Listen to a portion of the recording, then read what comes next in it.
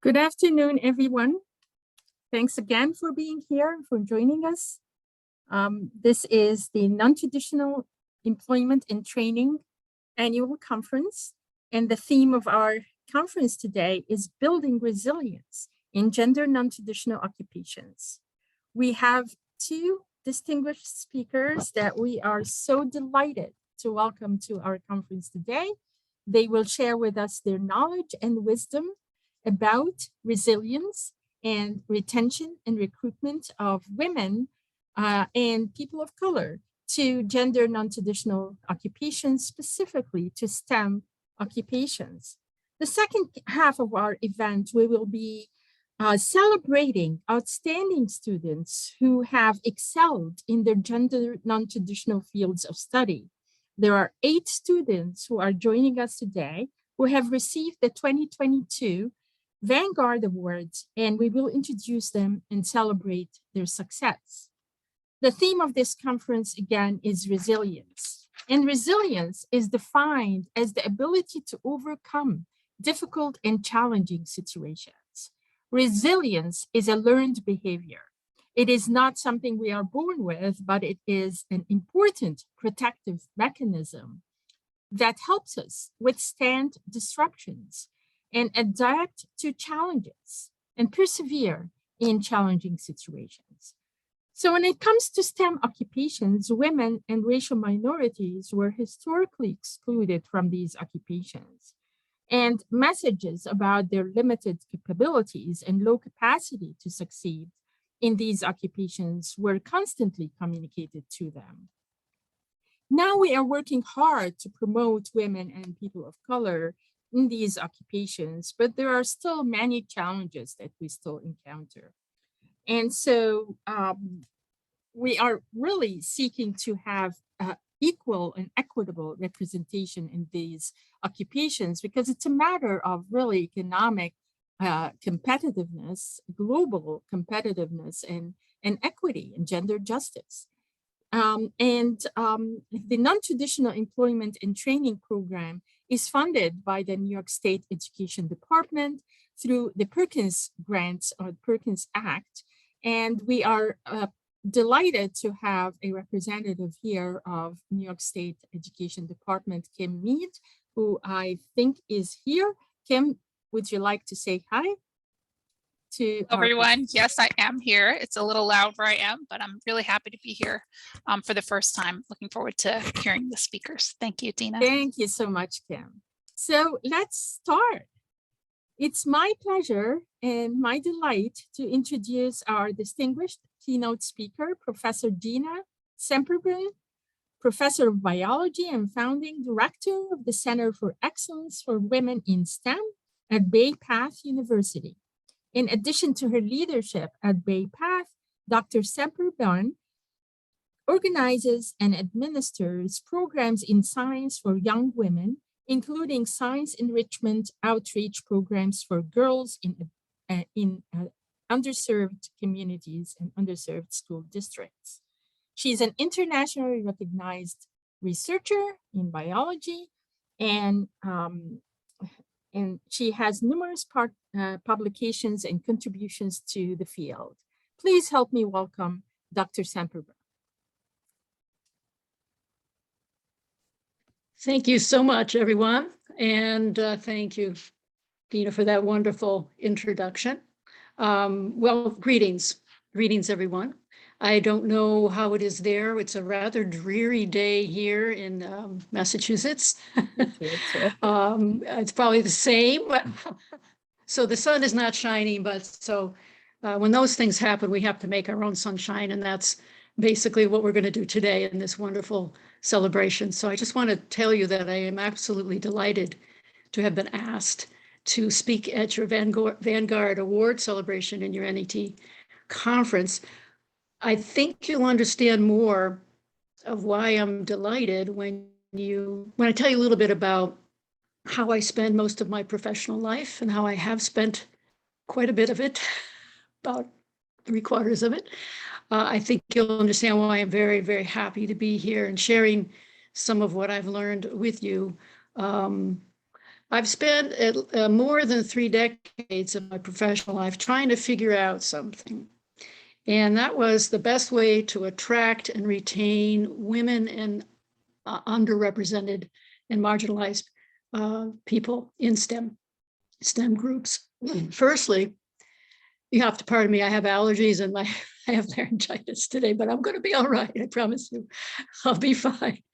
But firstly, I started as a biology professor, a faculty member at the small women's college in Long Meadow, Massachusetts, where I actually am today, because I absolutely love the concept of a women's institution.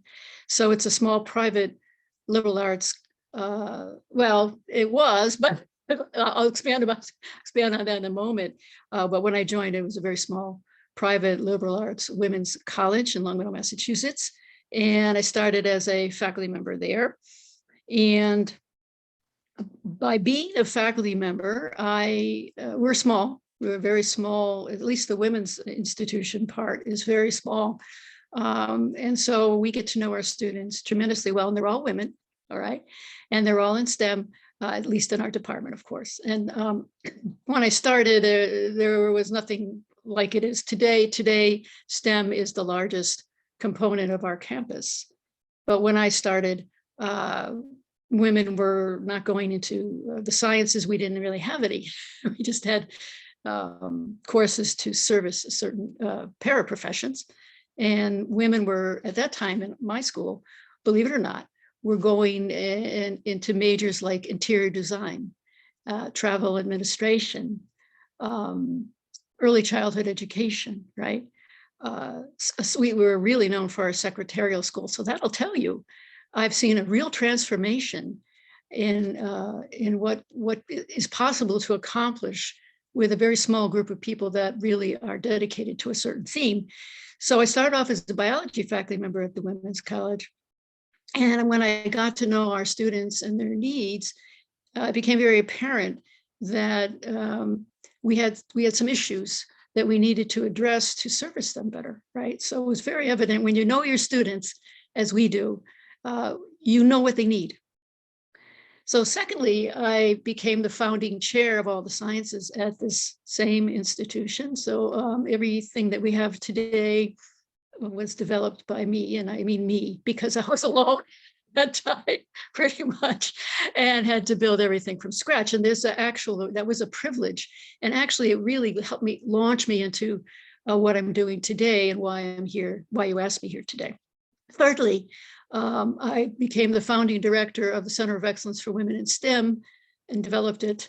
And when my provost came to me and said, Gina, we want you to become the founding director of a Center of Excellence for Women in STEM, and we had just become a university at this point, I said, well, what is that? What do you mean? And she said, I have no idea.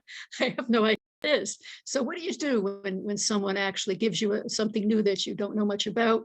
What do you do? And what do our students do?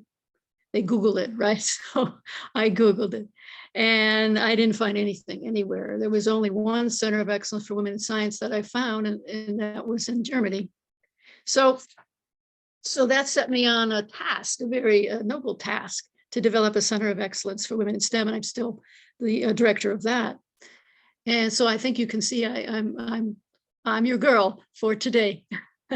Lastly, I was chosen 10 years ago, and I'm still active, to be what's called a Vision and Change Leadership Fellow. This is a joint historic collaboration and effort by the National Science Foundation, the National Institutes of Health, and the Howard Hughes Medical Institute. Now, these three granting agencies never have come together before. And so you might ask, well, why did they do this 10 years ago? Because they were alarmed about what is happening to STEM in this country, and the fact that we just don't have the workforce in STEM that we need to remain competitive in the global market. So my university asked me to apply. I had never even heard of this effort, and luckily I was chosen. There were 40 of us, and now we have, I think, 60. And the mission that we have is to train STEM departments across the United States in best practices as to how to retain women and other marginalized groups in STEM. So I hope I've shown you that my goals are wonderfully aligned with your own. So you might also be wondering, why did I choose to spend so much of my life doing this? And I really have spent so much of my life championing women and ethnic minorities to get them into STEM and retain them in STEM. Yes, I listened to my students' needs, but I also suffered many challenges, as I know some of you have. Being a woman in science, when I certainly went into the field, and it's still, of course, ongoing, I was only one of 2 women in my baccalaureate degree program in biology. And it was a school where the faculty didn't feel women should be there. So it was a real battle just to get my baccalaureate degree. And when I went on, I was one of only 3 women globally when I chose my PhD field of research, which is vertebrate paleoecology. I'm a paleontologist. So I think it's safe to say that I have experienced many challenges in my professional life that I would really, I'm trying to get, my screen just went a little crazy here. I can't see it anymore. I don't know what happened. There we go. In my professional life myself, I've overcome those hurdles in many ways, although they still remain in my research life because it's still heavily male-based. I have succeeded. And if I can do it, anybody can do it, right? So that's the whole point. So what I've focused on in my professional life is basically trying to attract women, and I mean all women, because we're a highly diverse university, women's university. Track them, get them to stay in their STEM programs, but that's not enough, right? Because then they become professionals. And we know that they leak out. Women particularly leak out of STEM. And I want to find ways to help them to stay, like I did, right? So I feel very grateful to share some of the things that I've learned with you. And I will give you a chance to speak with me and ask a lot of questions once I'm done with my little speech. And so if anything comes to mind while I'm speaking here, please write down and I'll address it to you. So I know we have all read the dismal statistics, right? We know all those dismal statistics. So just let me, this is not what this speech is going to be about. So, we have to brighten up this dreary day. So don't get nervous, but let's just think about them for a moment, because I think they're very important for us to never forget. We know, first of all, that although making up nearly half of all employees in the United States economy, women hold less than a quarter of STEM jobs, right? Particularly in computing and engineering, things like that, physics, mathematics. Secondly, women of color, we know, face an even greater lack of representation. Black and Hispanic women account for only 2% of engineers. That is appalling, right? That is absolutely appalling. And I don't even want to think about the idea of lack of representation in leadership positions in STEM. We don't even want to go there, right? We don't have enough time in this conference to germinate on that. And it's not just STEM fields, of course, right? It's very disheartening at times, isn't it? And especially when we even think that women with PhDs that are stem cell researchers, for example, molecular biologists, paleoecologists, whatever, that they are very qualified and equally qualified with men, and then they still do not get paid the same as men do. Although I just heard that the women's soccer team, the United States women's soccer team, is finally, after bringing litigation, are now going to be paid what the male men's soccer team in the United States is. That is huge. Yay. And that's why we're here today, right? That's why we're here today. So we know women don't get the same amount of money, but they also don't get the same amount of research space.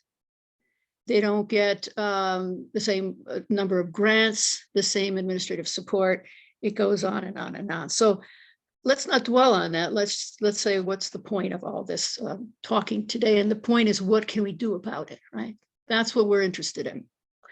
So we have to do something about it, right? So it's not good. Like these wonderful women soccer players. They did something about it. They advocated for themselves, and we must do that, right? We must do it. And in my mind, we must do it now. Now is the time. And that's because the US STEM labor market is critical for women and other marginalized groups to be accepted. And I'm sure you could tell me why, right? Why do we want to mix up the pot, so to speak, where it's not all white men? Why do we want to do that? Why don't we just leave it the way it is? All the power structures around the world are mainly men, right? Why don't we just leave it the way we do? The reason for that is very simple. You cannot have true innovation, in my opinion, and in many other people's opinions, without diversity. You need diverse perspectives, and I see some of you shaking your head. Sisters, you know what I'm talking about, right? You need diversity so that you can create, innovate. You need all these varied perspectives, that cultural perspectives, you name it, to be able to innovate. And there's never been a time in the history of the United States where we need innovation and creative thought. Just look at the pandemic that we're going through now, right?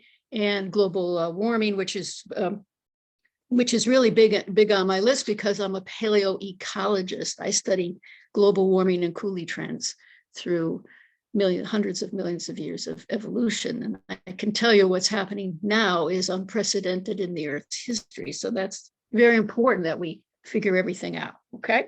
All right, so let me tell you what I've learned.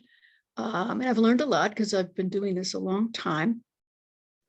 One of the things that has helped me to really kind of get a handle on how we can really help women and minorities in STEM fields is that when I was asked to devise the Center of Excellence for Women in STEM, I said, hey, I need money, right? I need money to do that.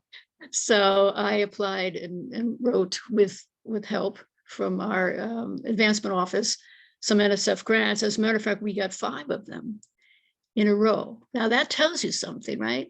If we, as a small, we only have 600 undergraduate students, as a small undergraduate institution can get large, these were large NSF grants, one after the next, then it tells you that anybody can, because traditionally these kinds of grants have not gone to institutions like that, right?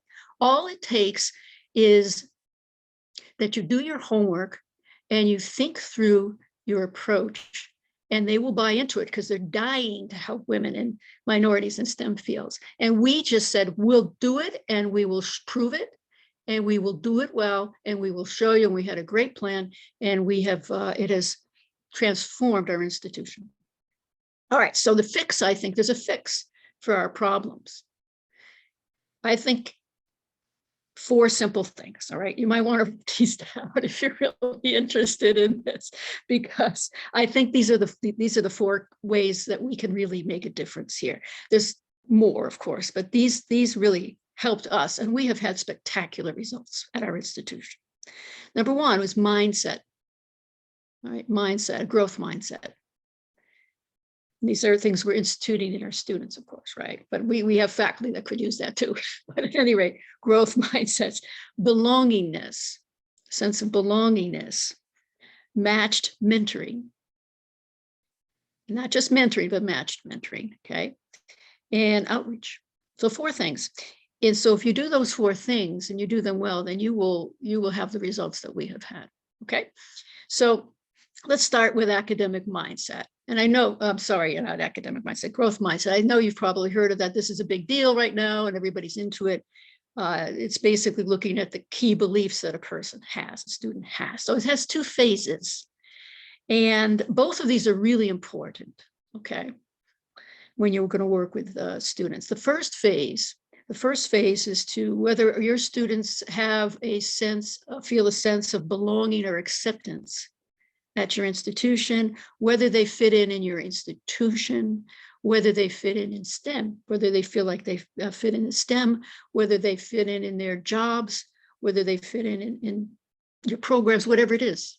They have to feel a sense of that. And this, in terms of gender and ethnicity, this is extraordinarily important. Okay, I can't underscore that enough. And the reason is that underrepresented groups literally are more uncertain about fitting in than anybody else, right? And if they don't feel they fit in, then they will not thrive. So anything that you can do to help them do that is going to help. The second type of mindset is basically whether students feel that intelligence is fixed or that it can be improved upon. We all know about that, right? Fixed or a growth mindset. So these are extraordinarily important for women, because women we never feel we're good enough, right? We never feel we're good enough. And we're told culturally that we're not as good in math and science as men. And when we're little girls, it's still going on, right? It still goes on. So growth mindsets are really important. If I had to pick one thing, this probably would be the thing that you should focus on first, because it's it's a belief system in the individual. If they believe they can do something, then they will persist. All right. For example, in our grants, what we did is we really concentrated on the gateway courses the first 2 years, because that's where you lose your students, right? You lose your STEM students by the sophomore year when they get into more challenging courses. So what we did is we concentrated on helping these groups in their chemistry and math courses, which are the ones that keep them from succeeding later on. And the only way to do that is get them to believe in themselves and their abilities. And the main thing is that they realize with a growth mindset that they can overcome failure, right? They look at failure as inevitable, particularly in science, right? Science is all about failing. This is what we do. We do it really well, don't we? We fail abysmally, and then we figure out what went wrong and reassess and iteratively redesign, right? So it's the same thing with our students. So we want them to view their failures as opportunities to learn. And it's not a crime to fail. As a matter of fact, failure is how you learn. And we have instilled this over and over and over in our students. Excuse me. Okay. All right. So that was a growth mindset. So let's now look at mentoring, right? Mentoring relationships. Because we have growth mindset and belongingness, we're in the same category, basically. Let's look at mentoring. Now, when I say mentoring, it's very important that you realize that I'm talking about intentional mentoring and matched mentoring, not just the kind of mentoring that teachers do all the time, right? Faculty do it, advisors do it, etc. This is hugely important, matched mentoring. So through the center and by our grants, and I don't want you to get discouraged when I keep saying grants, because the grants end, right? And the money goes away, but that's not the end, right? That's not the end. And I'll explain that. We have no problem. We are continuing without grants, all right? But what we did is through our Center of Excellence, we enthused all of these things, growth mindset, sense of belonging, and then we instituted outreach and matched mentoring. And what really happened here was we incorporated, and they got paid, of course, student matched mentors into our laboratories of our gateway courses, right? And this is really powerful, it works. The idea was that we would train mentors in certain majors, all right? Matched majors, that's part of the matching. So the mentor of a particular student that's a biotechnology student would be a biotechnology mentor. But also we would match the ethnicity. Okay, they're all women, so they're all women, but the ethnicity. So if we had a Hispanic student, they would get a Hispanic mentor. Now we give them several mentors, it's not just one, but this was very important at the beginning, okay? So rather than, and we had, you know, they were tutors as well in that class, but rather than just, you know, rather than just say, well, here's a nice person that looks like you, right, and is in your major, we instituted them within our courses. So there's very little time to do this normally, right? To institute, you know, put a tutor or somebody learning assistant into a course, but not in a lab. So we figured out that if we could, because very often labs do not go the whole time, especially the introductory labs, right? So what we did is these tutors were not just, I'm sorry, these mentors were not just there to make solutions for the instructor, clean up, none of that. That was somebody else.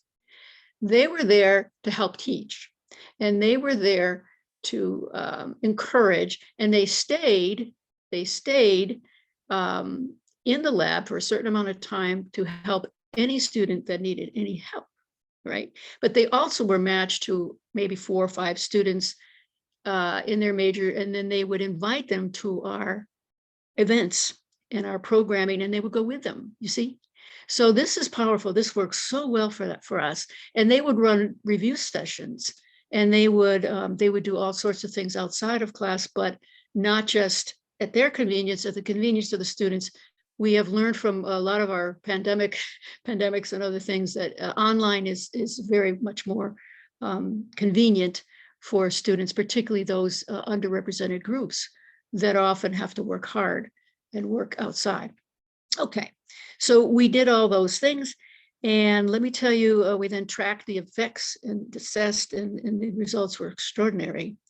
We improved our retention rate in our minority students from about 45% to 80% in just 3 years of the grants, the last grant.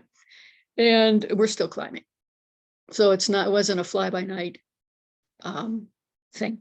So lastly, I'll end with this: outreach, right? We don't want to forget that, because we're talking about university students, and college students, but of course we have young women out there. We have girls, and they need that too. So you have to start young, and at Bay Path, we do. And what I want to leave you with is you don't have to recreate the wheel. I mean, we did this in a smart way. We partner with other organizations, okay? Because faculty are just too darn overworked and stressed out to be, expect your faculty to go out and do outreach. Right? It's not going to happen, right? And it shouldn't. Maybe they run programming when you bring students to them, but they can't be going out. So we partnered with organizations, and I'll tell you more about that when we have our panel, right? Which I'm really excited about. So I just want I want to leave you with some hope.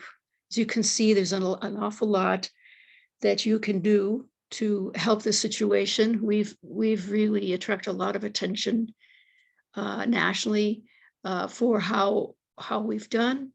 And I want to tell you, I don't have a whole fleet of people. I am the center of excellence. All right, it's just me. So I don't want you to feel like this is an impossible task. If I can do it with almost no resources, anybody else can do it. So I hope you will serve as a matched mentor someday, so that you can experience the joy that I get every day in knowing I'm making a difference. So thank you very much.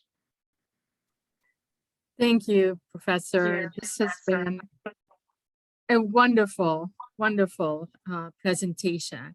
I just want to open it to questions, and while everybody's getting their questions ready, I have one of my own. I wondered if you can elaborate a bit on the trainings that the matched mentors receive, and how do you recruit the mentors? Are they paid? How much is the commitment to the students?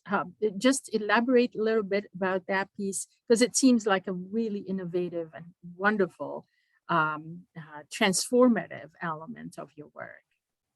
Yes, absolutely. Well, let's go with paid first, because these students, especially the underprivileged and underrepresented minority students, they need to work. They need to be paid, right? And so they were paid at first through the grant. grants, several grants. It has taken us 15 years, no, 16 years. We've been able to pay our students through the grants alone, but we have dedicated donors, and this is something I really want you to think about because it's the only reason we've been able to continue is if you show success like we did, and you just toot your own horn and let your donors know. We have an advancement office that we work very closely with, and they connect us with donors who are interested in science or STEM or whatever. And what we have done, or what I have done, is to show them the results. You know, I've done some publications and showed them what happened, told them our story. And these are people that are interested in being benefactors to our institution anyway. They're looking for ways to give you money, right? They don't know how to give you money. And so I found a retired what was he, biochemist who, was really well-known chemist. Biochemist, his wife went to Bay Penn. And he's been donating like crazy for about 20 years. We have another woman who was a biochemist who her father went to Bay Path. See, so they connected them with me and some of my other helpers. And we had them come in and meet some of these students that have done remarkably well. And they buy in. They're just looking for ways to, we have donations coming out of our ears. We don't even know what to do. People want to help and they don't know how to help. So I'd say, that's one way. There are other ways, which I'll explain when I talk about some of our partnerships, okay? Other ways to get students paid, but that was the primary ways through the grant. And now the institution, you have to work on your own institution, is very dedicated to reviewing our budget every year to try to make sure we look at financial need of our minority students particularly, but first generation non-minority students too, and set aside money for programming for them. The scholarship money comes primarily from the donors and from our grants, but the other money comes from the department. They feel this is important. And all you have to do to your administration is say the word retention. Give you money, especially in these times, right? Yes. Let me give you an example. We through the Center of Excellence started a Women in STEM Honors Program, right? This is an elite group, and also a scholars research program, Stern Scholars. Eileen Stern is one of our donors. These are really amazing groups, and we have 100% retention since we started 8 years ago. We never lose a student. So I think if you can show people that this makes a difference in their lives and show them the success of those students when they leave. I'll give you an example. We had a Latina student from Springfield, Mass. is 5 minutes away. It's the second largest city in Massachusetts. And it's got a very large Black and Latino community. And so we get a number of our students from Springfield. So we have this wonderful young woman, her name is Carol, and she came in and she really was bright, but came from not a very good school district, right? So she didn't have the background. We know that happens a lot. And so basically she came in and she was not doing very well. She didn't do well on her math SAT. And so she couldn't go right into chemistry. You have to do a certain math expertise to go into chemistry, a gateway course, right? Which is important as a prereq. So we have the institution has committed summer bridge programs for students like Carol. And she came in and got paid to have intensive math.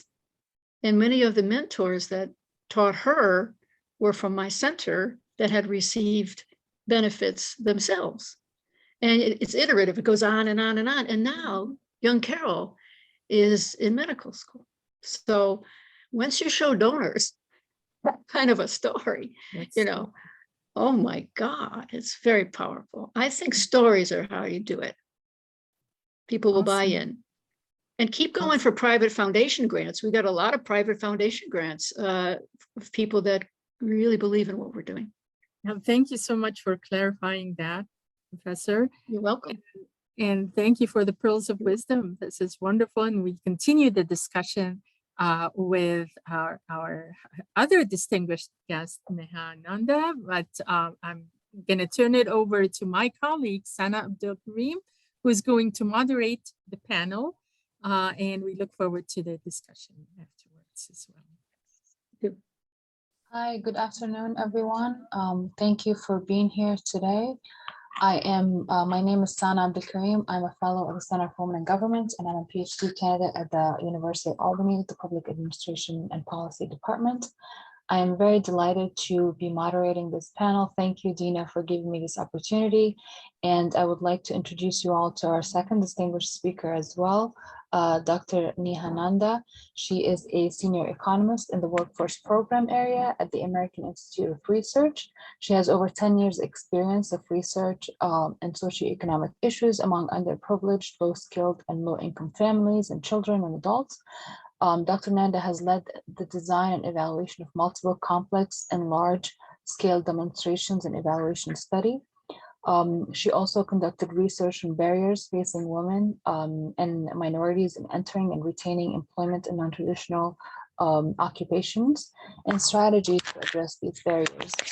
She has also led a behavioral trial to nudge women to consider applying for training programs in high demand and high growth fields, rigorous and mixed method evaluations of workforce development and training programs aimed at vulnerable populations, including single mothers, veterans, old adults, and low income population.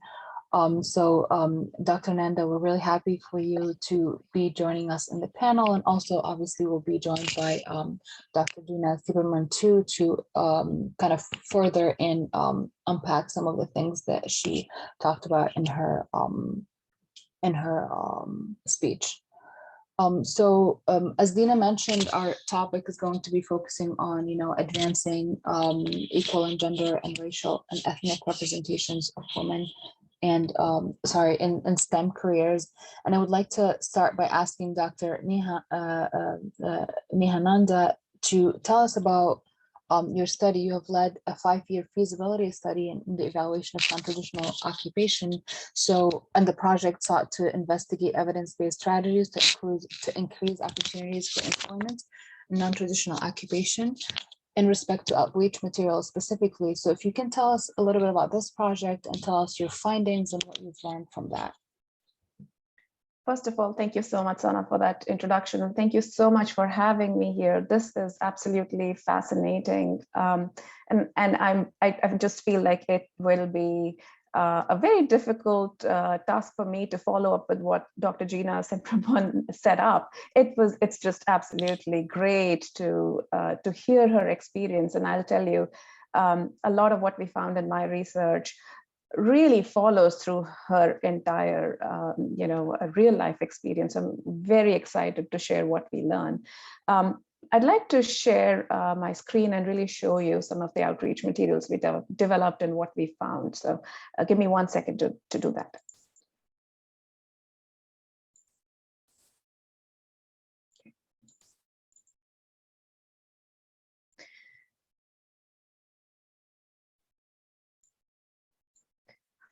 All right, so this was a 5-year study called the Feasibility Study and Evaluation of Non-Traditional Occupation Demonstrations. And this was funded to us by the Department of Labor, who basically approached this topic with a more broader question about why do low-skill, low-income women and minorities do not represent themselves? Why are they not employed, retained, and considered in non-traditional occupations, especially the STEM ones, and especially because a lot of the non-traditional occupations for women are high demand, high growth jobs in a current economic environment. So they had 2 objectives for us, which one was identifying barriers to NTOs among women and promising strategies for addressing these barriers. And we conducted a very comprehensive literature review of both the educational barriers and strategies, as well as the more workplace-oriented ones. And once we did that, then they wanted us to design a demonstration, evaluate it rigorously in multiple sites, and find something evidence-based that will help increase opportunities for women to gaining those skills and obtaining employment in those STEM-oriented non-traditional occupations. And so why do we think this is really even important to consider? I'm going to minimize that. First of all, it helps address the gender gap, which the Women's Bureau at Department of Labor, of course, has been dealing with years. A lot of us researchers, labor economists have also been dealing with it. So one of the ways is to let women get into these high demand, high growth occupations where they are severely underrepresented, and really lead to higher paying jobs for women and help address the gender gap. The second one is more legislative. VOA and Carl D. Perkins both ensure equal opportunity and participation for underserved populations. And VOA refers to the Workforce Innovation and Opportunity Act by DOL. And the last one is really creating an evidence base. We did not find many evaluations or many rigorous research that had been done that examined the effectiveness of any career and workforce-related strategies in encouraging women and other minorities to consider these training programs in these fields, but also careers in these fields. And so when we conducted our literature review, which actually I'll discuss in some time, we found that there were entry-level barriers, which were basically misperception barriers. They were related to stereotype threats, which are considering many of these occupations and careers to be more male-specific. And so misperceptions related to that. In information technology, misperceptions around I'm not good at coding or girls cannot do coding, around advanced manufacturing, around shop floors can be dirty environments, or that I cannot do this kind of jobs. They are very rampant. So the Department of Labor became really addressing this awareness and misperception barrier. So for our demonstration design, we created multiple outreach modes like emails, postcards, websites, etc., Facebook advertisements to nudge women to consider these training programs. And remember, these are women who are basically very low skilled, they are low employed, they belong from very underserved communities. And so keeping that context was very important about who we are creating this demonstration for. We created this demonstration in 4 phases by sending initial emails and reminder emails, postcards, encouraging them to visit our website, and then reaching out to the training providers for information sessions and any questions they might have, and to ultimately go up to be completing a training application. We worked with 2 sites who had the same goal. They had the same aim of increasing women in their program, increasing women's success in their program. So we worked with South Seattle, and here we worked with 3 organizations: Apprenticeship and Non-Traditional Employment for Women, which was a women-focused pre-apprenticeship provider in advanced manufacturing. The second one was Aerospace Joint Apprenticeship Committee, and the third one was a technical college, Clover Park Technical College. And the industry of focus here was advanced manufacturing. The second one was Central New Mexico, and they were, again, they had a goal and ambition to really increase the number of women in information technology, not only in their program, but also in Albuquerque. So that was the second site that we worked with. Now, I said this was an evaluation. The Department of Labor wanted us to conduct an evaluation and be able to tell what happened rigorously. So we did conduct a randomized controlled trial where we randomly assigned 2 different kinds of outreach materials. The treatment group received more gender-themed recruitment content, and the control group received more generic recruitment content. And so what do we really mean by gender-themed recruitment content? It was basically recruitment themes, testimonials, and female images we identified by interviewing many women who had been successful in completing these training programs in South Seattle and Central New Mexico, and were now successfully placed in employers in that area. So we talked to them, we collected and recognized the themes that were emerging, used their testimonials, which really set up a role model aspect, and also used their imagery. This was compared to generic control content, which basically we looked at about 25 or 30 different outreach materials, brochures and flyers in community colleges and education, other higher institutions,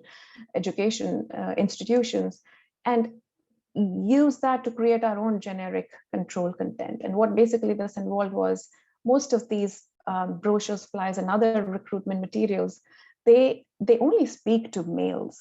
They will use imagery of men, and they will not really try to incorporate female participation.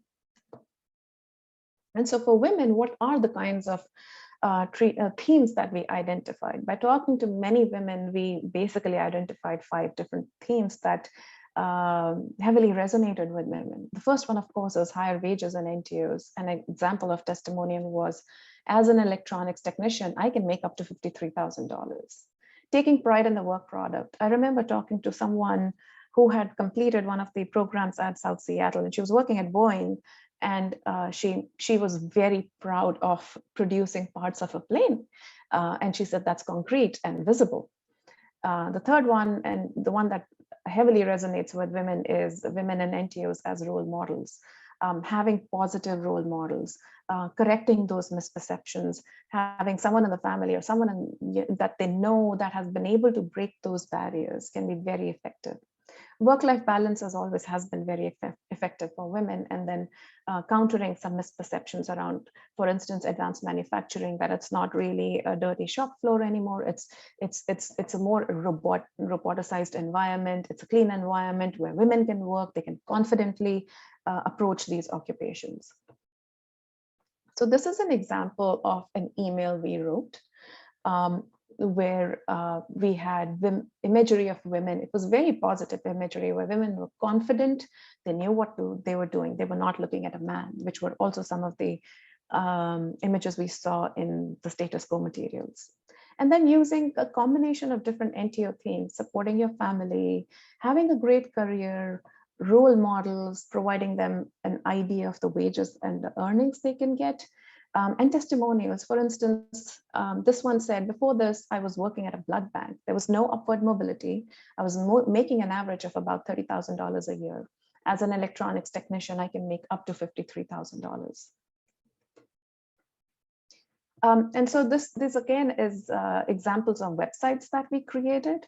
On the left, you can see one from South Seattle, Advanced Manufacturing, and on the right, it is from the IIT Central New Mexico. And in addition to having these images and testimonials, we also created web pages which were called Her Story. And there we used the story of a few women and really elaborated on it, about what are the barriers they faced, what encouraged them to consider these training programs, what are they enjoying about these careers, etc. So really, so that women can resonate and correct their misperceptions. This is yet another page from our website. And here the testimonial said, this is about IT, and it says, it's not just good money, it's really flexible. This one, again, it says, I didn't know anything about IT last year, but now I can create a fully functioning website. I feel really proud that I know all the steps to do this. So I want to go back to something that Gina said about providing those basic skills, providing those on-ramps, providing the bridge programming. And so Central New Mexico was very effective in that way. Many women who applied actually did not have any basics in maths or coding, but they did ensure that they had an on-ramp to it. So before starting the program, they had a semester where they only covered these basics for women, like this one. And this is an example of a generic themed control content, which was entirely based off of existing brochures. You'll see here, it's a male in control, it's a male talking, he's doing his job. There's no themes, they're not really speaking or trying to recruit other minorities. They provide general information about wages, but that's about it.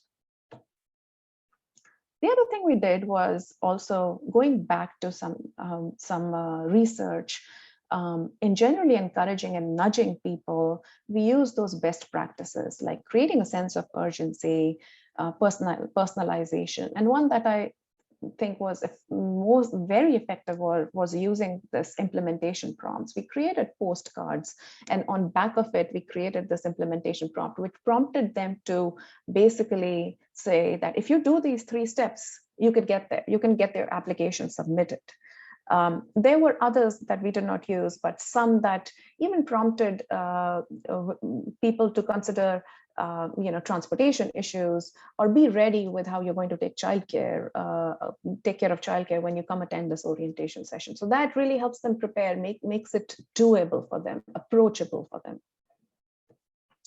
And so I want to stop here, but so before I discuss the results, some of the outcomes we looked at were very immediate because it was an outreach campaign. So did somebody even open an email? Someone click on a link in an email that took them to the website and prompted them to complete a very basic interest form. And we found 2 things. One, that for South Seattle, we found that women in the treatment group were more likely to complete an interest form, but ultimately it did not have any effect on their enrolling even and applying to these training programs. For Central New Mexico, it was a very different story. We found that women were more likely to enroll in the program and apply for the program. Now, I'll hold the surprise for why later on, because it requires a context of what barriers exist more overarchingly beyond the barrier of misperception. But the second finding was that these repeated touch points are very critical. You have to provide them with information that is correct, reach out to them more regularly.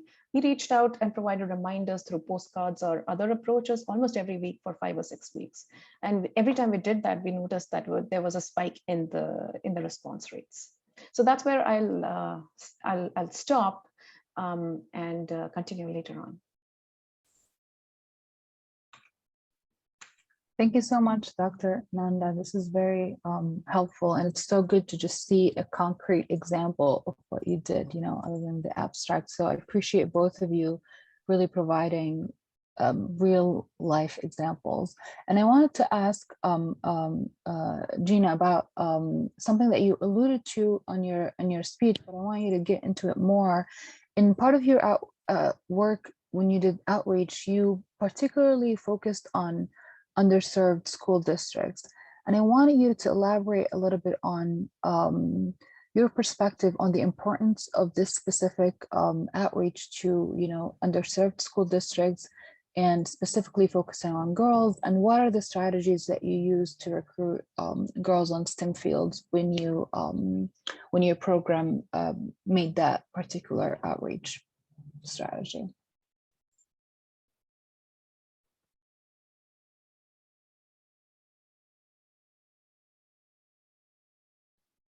Gina, you're muted. It's okay. I do that all the time. That's okay. I do that all the time. Yeah, basically, I have I'm trying to think how many strategies that I have. I think maybe 2 or 3 strategies that I've used to kind of, for outreach to recruit, students into STEM.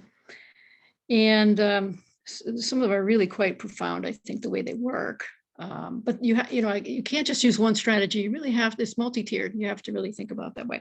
First of all, I think one of the most significant is to build coalitions or partnerships with your community. All right, there are lots of local, but also national partnerships that can really help you to reach out and retain these women. And I'll give you some examples for sure. What else? The second strategy is what I've already talked about. That is to recruit and train the peer mentors that are matched mentors to help you run these programs. Okay, and I really didn't talk about the training yet, but this training was very purposeful and intensive. We have an academic support center and a center for teaching and learning. And we went out, believe it or not, we're really voracious and going out for grants. We went out and got a Title III grant from the Department of Education to help us to train these students. So we partnered with our centers and got, the grants to help us bring people in to teach our faculty in our department, and what we needed to do, and also to train the students, because the mentors work with faculty. The faculty had to be trained as well, right? Okay, so we did that. And let's see, what else did we do? And the last strategy is to provide some really high impact learning activities. And these are things that can be a lot of things, but authentic research is one of the big things that we do, and field trips and things like that. Okay, so there's lots of ways to go about it. If you would like, I can tell you a little bit more about the partnerships, because I think that's the big one. So let's start with our local partnerships that we have. This is an interesting thing, the way this evolved, because you have to realize that I primarily am a biologist primarily, and so I was never trained in some of these things. I had to go out and learn them myself, and figure out ways to help our students, to retain them and attract them into STEM without a lot of money, right? So this is a very fortuitous local arrangement that I'll tell you about, but it's something that you can think of, and I think it works really well. When I was the chair, and also was just chair of all the sciences, and was also asked to, found the Center of Excellence for Women in STEM, I had a phone call from a local woman who lived in the area. And remember, I said Springfield is only 5 minutes away from us, big city. And she was very vivacious and had a mission. And her mission was to do exactly what we've been talking about, to go out to some of the disadvantaged schools.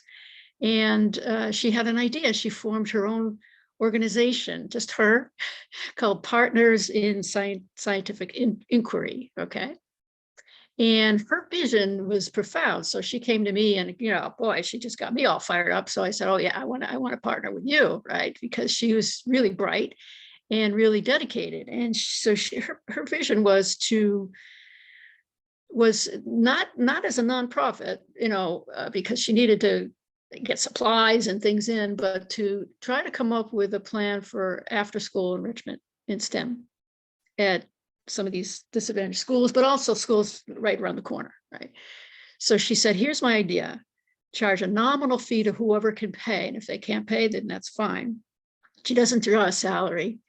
And she said, I want to do these after school robotics, Legos robotics programs. She started with robotics, but now we do everything. Okay. My problem is, she says, I'm going in and doing this myself when I'm not doing my research and working as a professor. I'm going into this, started with 3 grammar schools. And she said, and I just can't handle this, and everything, but I want to keep doing it. So she said, what I need is a workforce.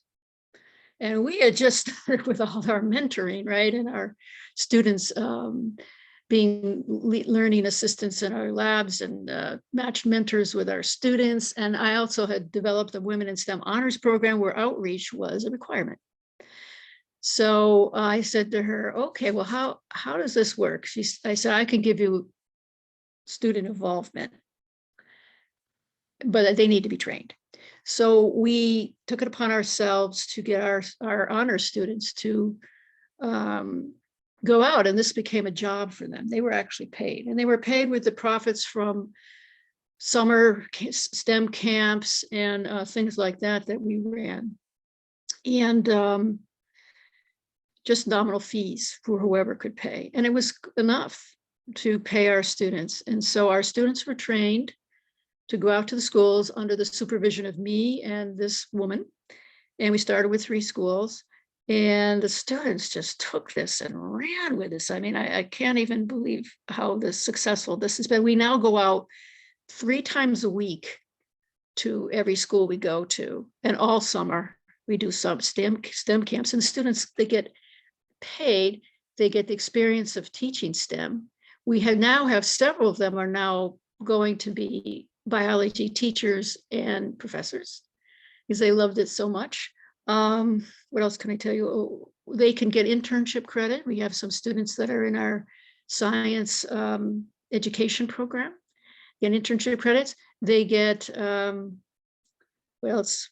Yeah, they get college credit. All right.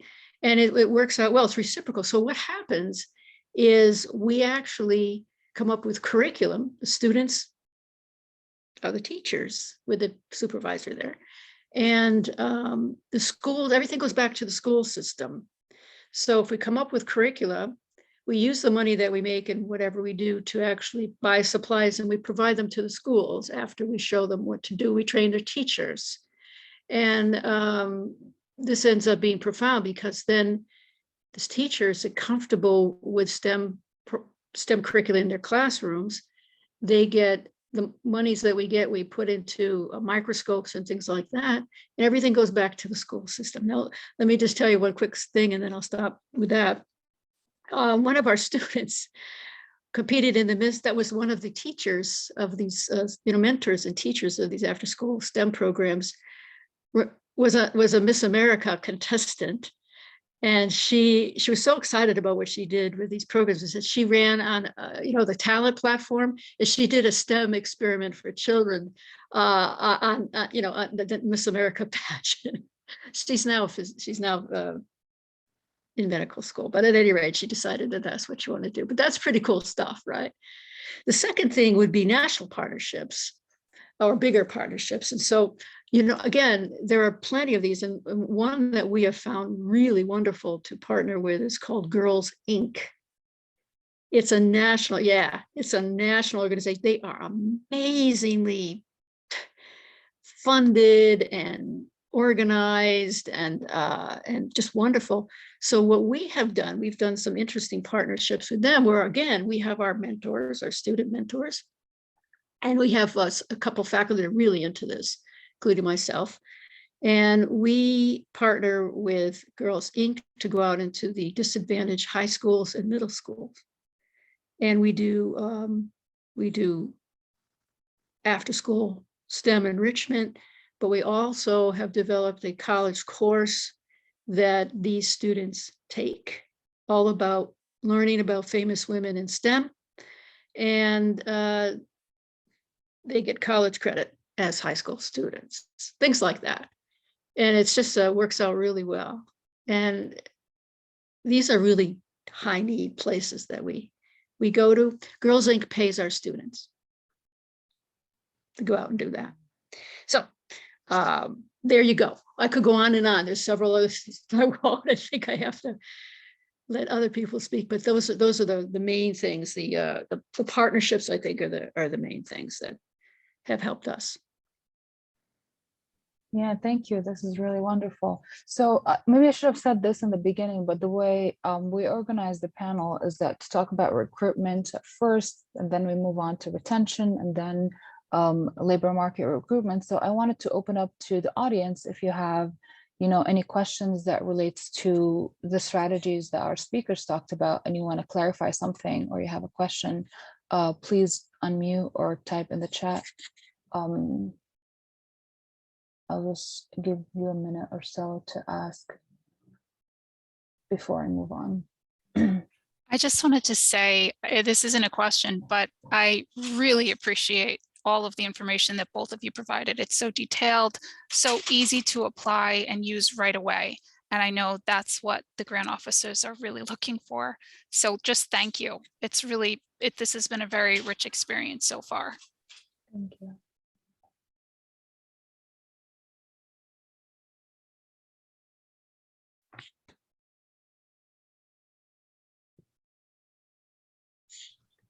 So Sana, are we talking about recruitment or retention Yeah. now?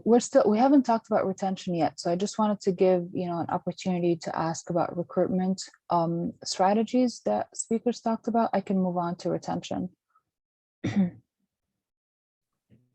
right, let's move on. And then if you have a question at any point, you can just put it in the chat or, ask even later on. I'll give a lot of opportunity after we not close on, but we finish our retention section.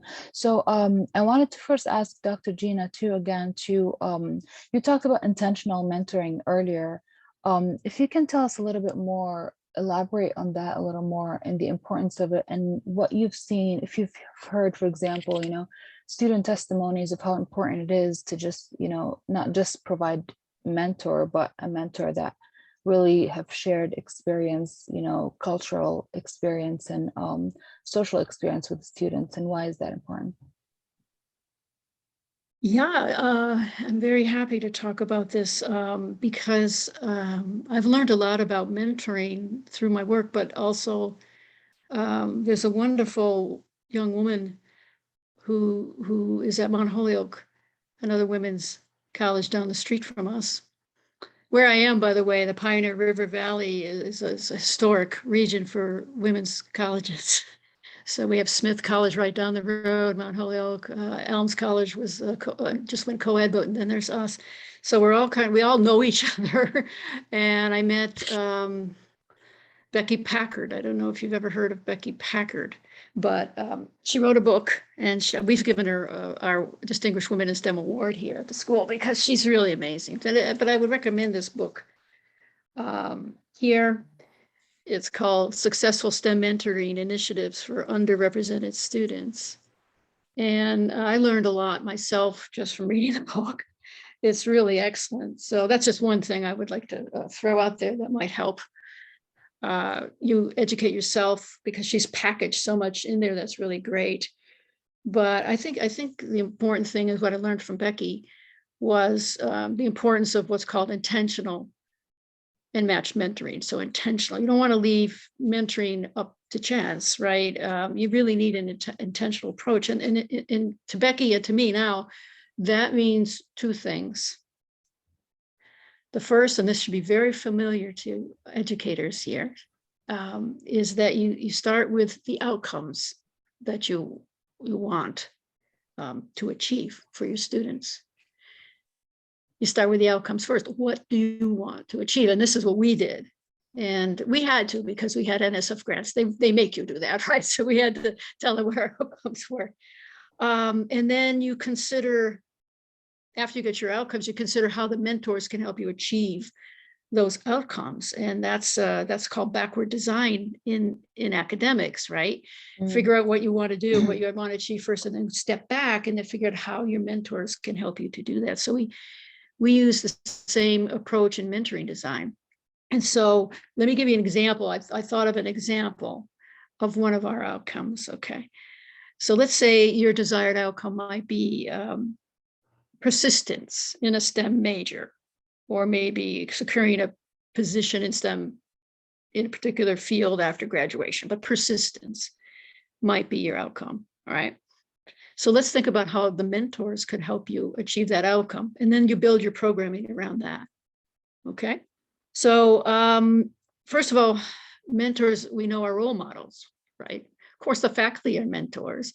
And we have a lot of women faculty in our science program. So that's great. So that's nice. But the mentors, the student mentors, the peer mentors are also great role models, especially the upperclassmen. Secondly, the mentors pave a way for showing students they belong in a particular field, right? That you can do this. This is where you can shine, right? And mentors also, for persistence, are going to need to advise students on a certain pathway that they have to take, the pathway to achieve their chosen career. And we're all into pathways here, and we give them roadmaps and help them with that. The mentors do that. Really important. So mentors give students, the other students, strategies for how to complete their academic work successfully. Okay. And so I can't see the whole chat here. What's this?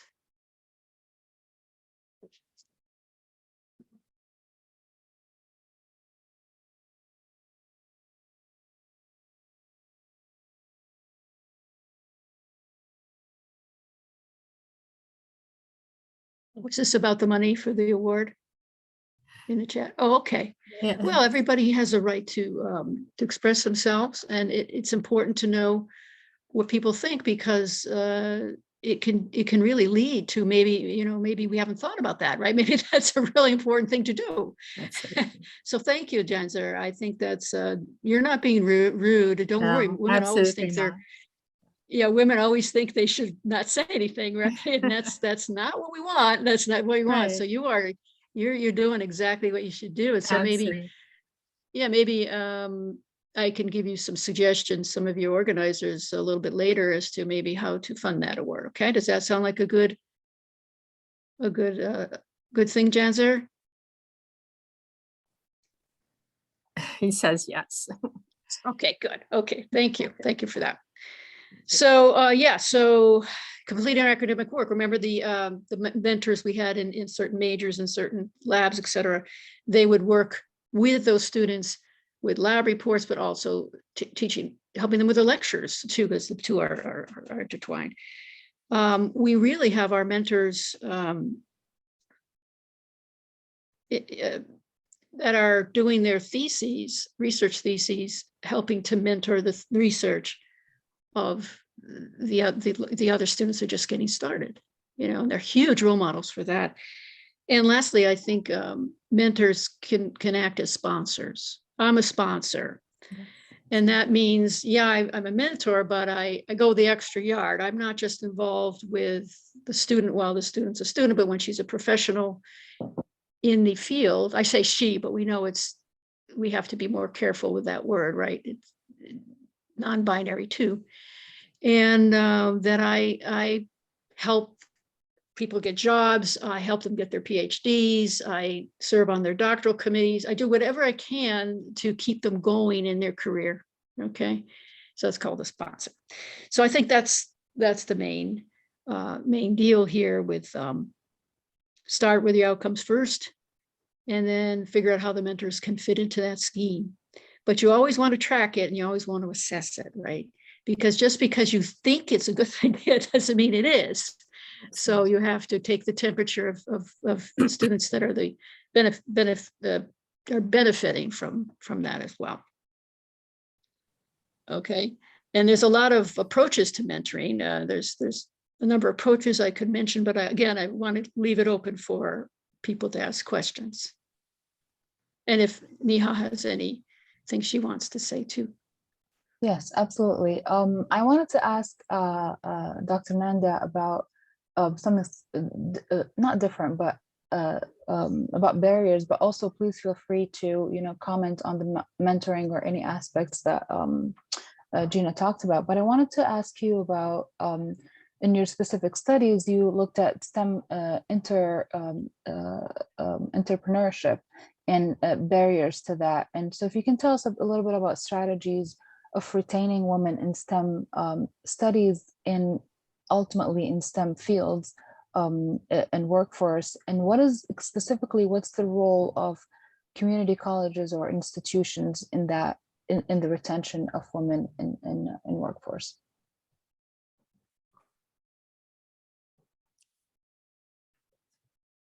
Sorry, I was muted again. Yeah, so Gina, this is so great because I think you've covered many of the things that I had prepared. So I'm going to add it in very little ways and really, discuss how your real world experience is so closely followed by what we found in the literature and research as well. I'll start a little bit about, barriers that exist within these institutes of higher education that are not just entry-level barriers, but they also they keep multiplying. They keep multiplying to an extent where women are more likely to drop out of these courses as well.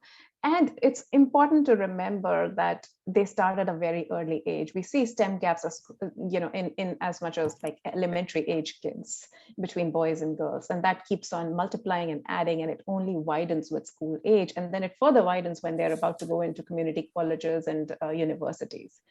And so remembering that context is, I think, very critical. And so what can be done from that age onwards? Some of the specific barriers we identified were biased curriculum structure and instructional attitudes, referring to instructors and curricula, establishing the content material as a male domain, using more masculine forms of communication and cultivating an environment of male dominance. And now I want to, when Gina, you said that you were one of the 2 women who participated in your classroom in the bachelor's biology program. I think that is still true for engineering and a lot of programs. The numbers may not be exactly 2 or whatever, but they still are a big minority, and they feel very isolated. That really does contribute to their sense of isolation and feelings of being out of place, and leading them to drop out of these courses. And this becomes multiplied, becomes a stereotypical threat, then I will go and tell someone else, and I will have these feelings that, well, I'm not really women are not a great fit for engineering and computer science occupations. And that stereotypical threat then multiplies further and becomes a lack of self-efficacy, where women feel that they have such lower confidence as even girls to pursue any kind of STEM goals.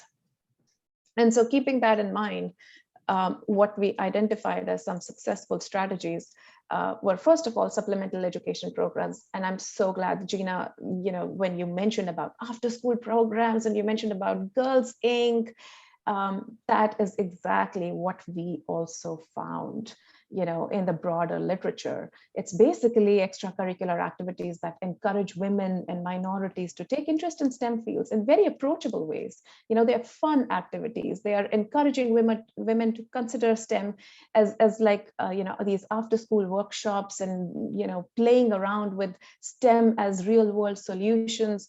And so these are confidence boosters. These are interest boosters. Some that we found were girls who code, as another example in IT, and girls creating games, where they're basically creating these video games, but it's increasing their coding skills and generating an interest in computer occupations later down the line. So again, something that really resonated with me about what Gina mentioned. Another thing we found was curriculum development, altering the curricula. And this really goes back to the bias I mentioned about biased curriculum practices and biased instructor attitudes. And so really altering these practices to creating a more favorable classroom environment for women and minorities in STEM programs. And so this does involve changing the modes of instruction away from very traditional programs to involving more project-based learning, smaller group exercises, tutoring, mentoring, more hands-on approaches, more flexible learning opportunities. That's one. And related to that is, again, this notion of providing on-ramps, providing more, integrating more basic skills in maths and reading and coding with these professional training programs in STEM fields, so that they're less likely to drop out. And this is a very important strategy when it comes to retention. When they feel they have the confidence to do it, they will do it. When they feel that they cannot do it, they will drop out. And so providing them these skills is very, very effective. Providing them the remedial education, the bridge programs, etc. I think those are some other effective strategies. I'm not going to talk a whole lot about student mentoring programs, but yes, that is, again, that matched mentoring programs by ethnicity, by gender. It is touted as one of the most effective strategies in literature, with significant increases in enrollment, retention, graduation rates in STEM academic areas. So that's, again, a very promising strategy for increasing retention, improving retention. And the last one is professional development for educators themselves. Ones that, so they're targeting their behaviors and their instructional styles of teachers to reduce the gender role and the cultural biases. Many of them are explicit and many of them are implicit, but they do leave many women feeling out of place. Providing them with training and best practices of recruiting and retaining female students, and also providing them training in gender equity and what is even considered discriminatory in STEM education. So that's what we found in our study. Yeah, thank you so much for sharing. Does anyone have any questions? in regards to retention, or if you thought about something that we talked about earlier regarding recruitment.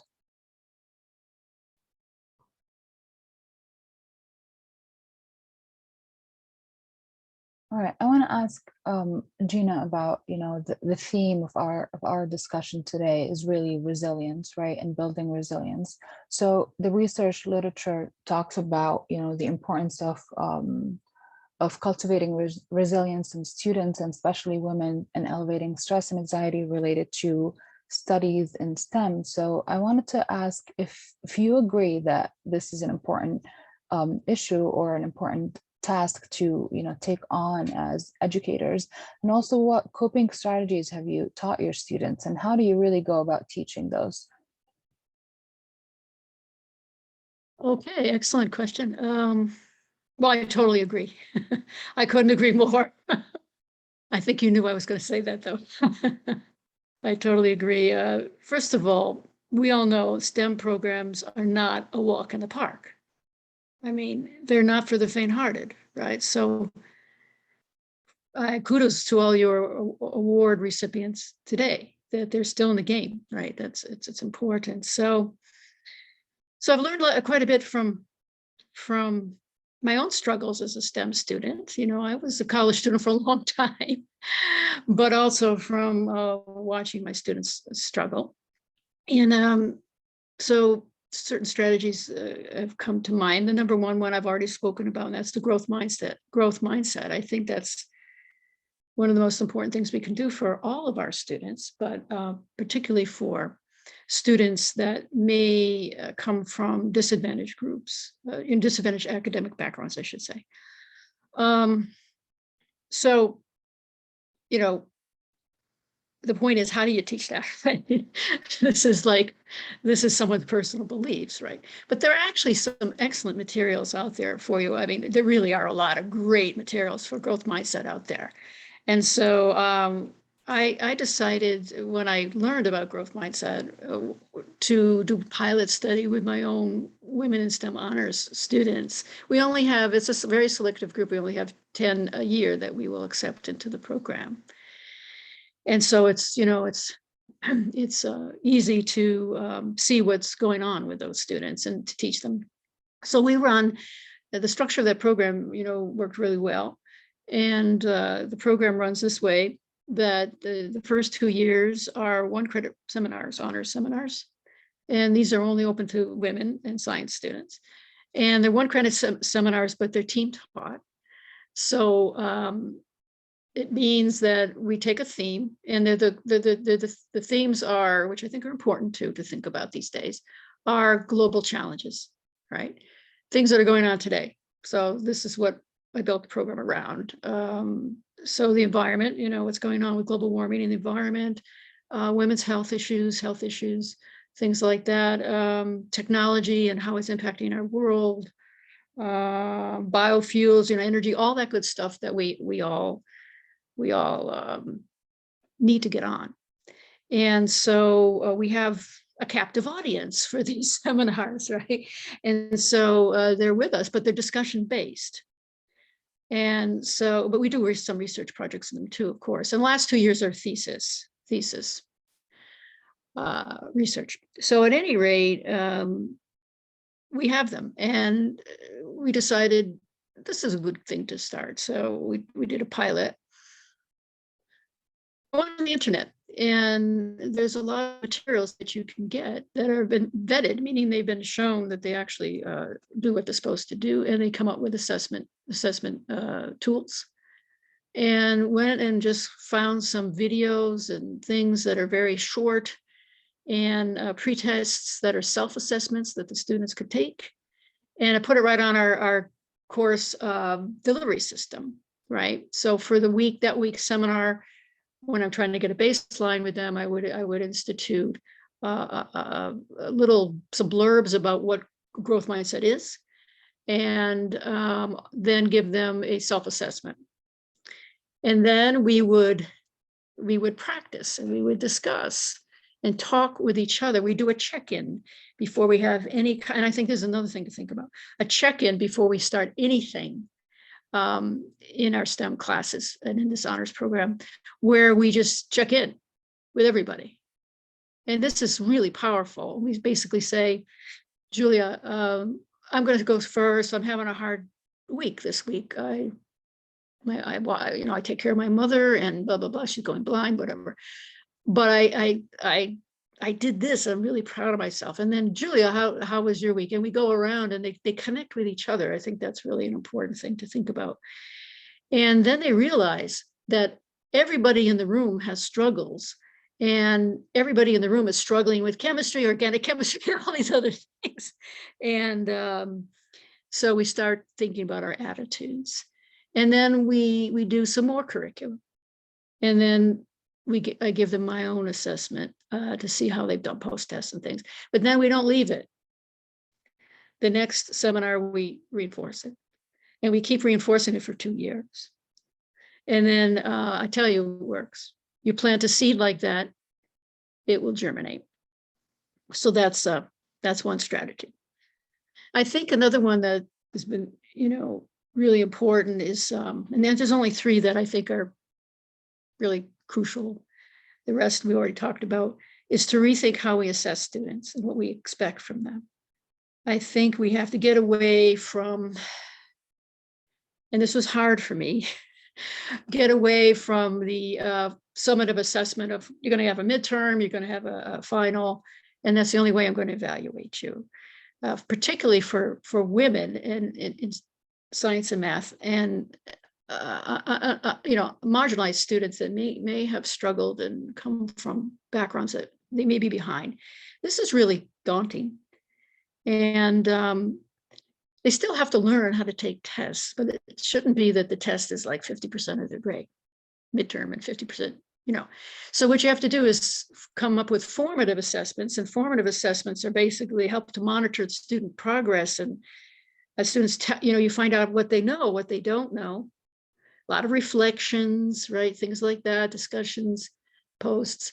And then you modified your instruction. And I do a lot of that where before I even start a unit on anything, I have them listen to a video lecture.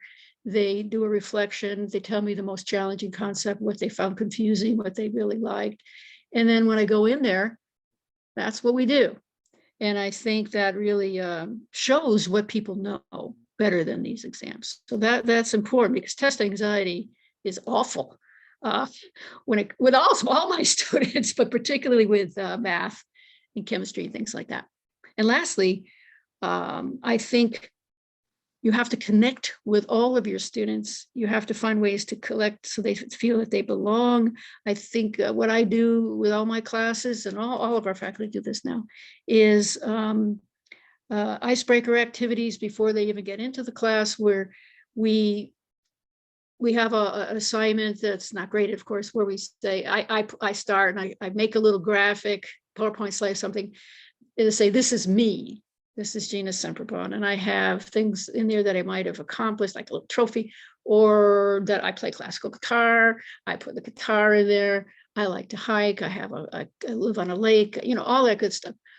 I'm bad in math, and they do it too.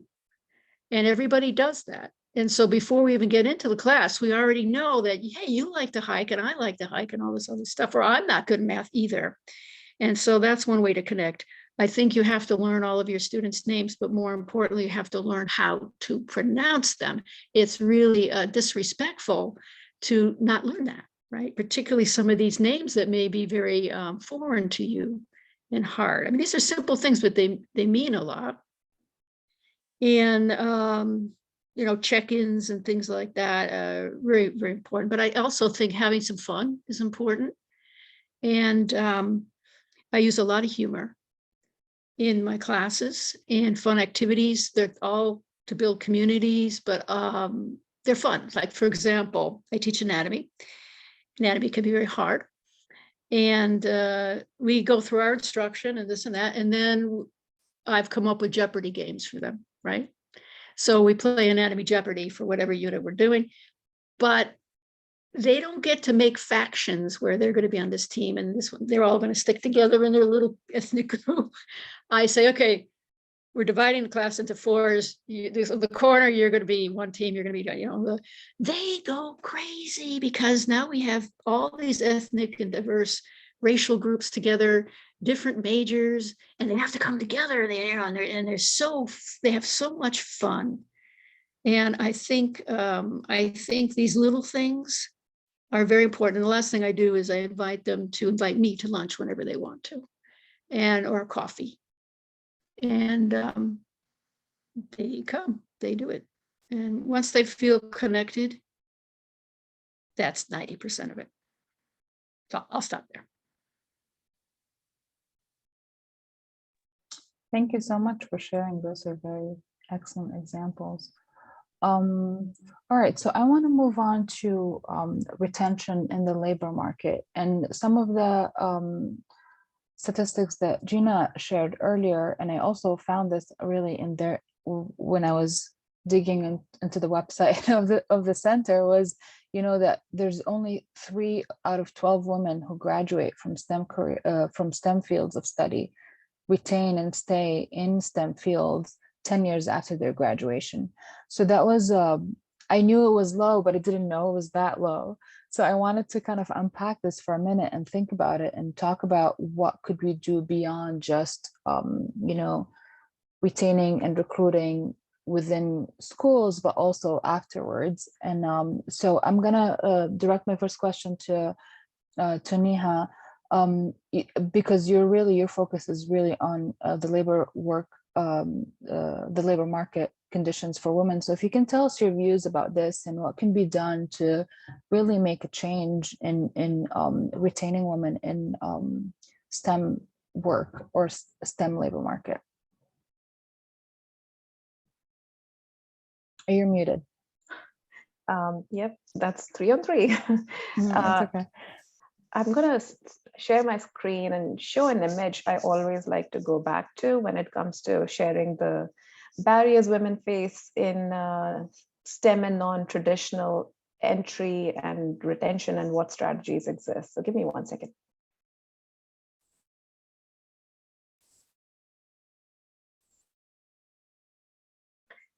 Okay, so when we conducted our study, we identified specifically barriers that were meant for workplace, labor market, and barriers that were separate for educational institutes of higher education.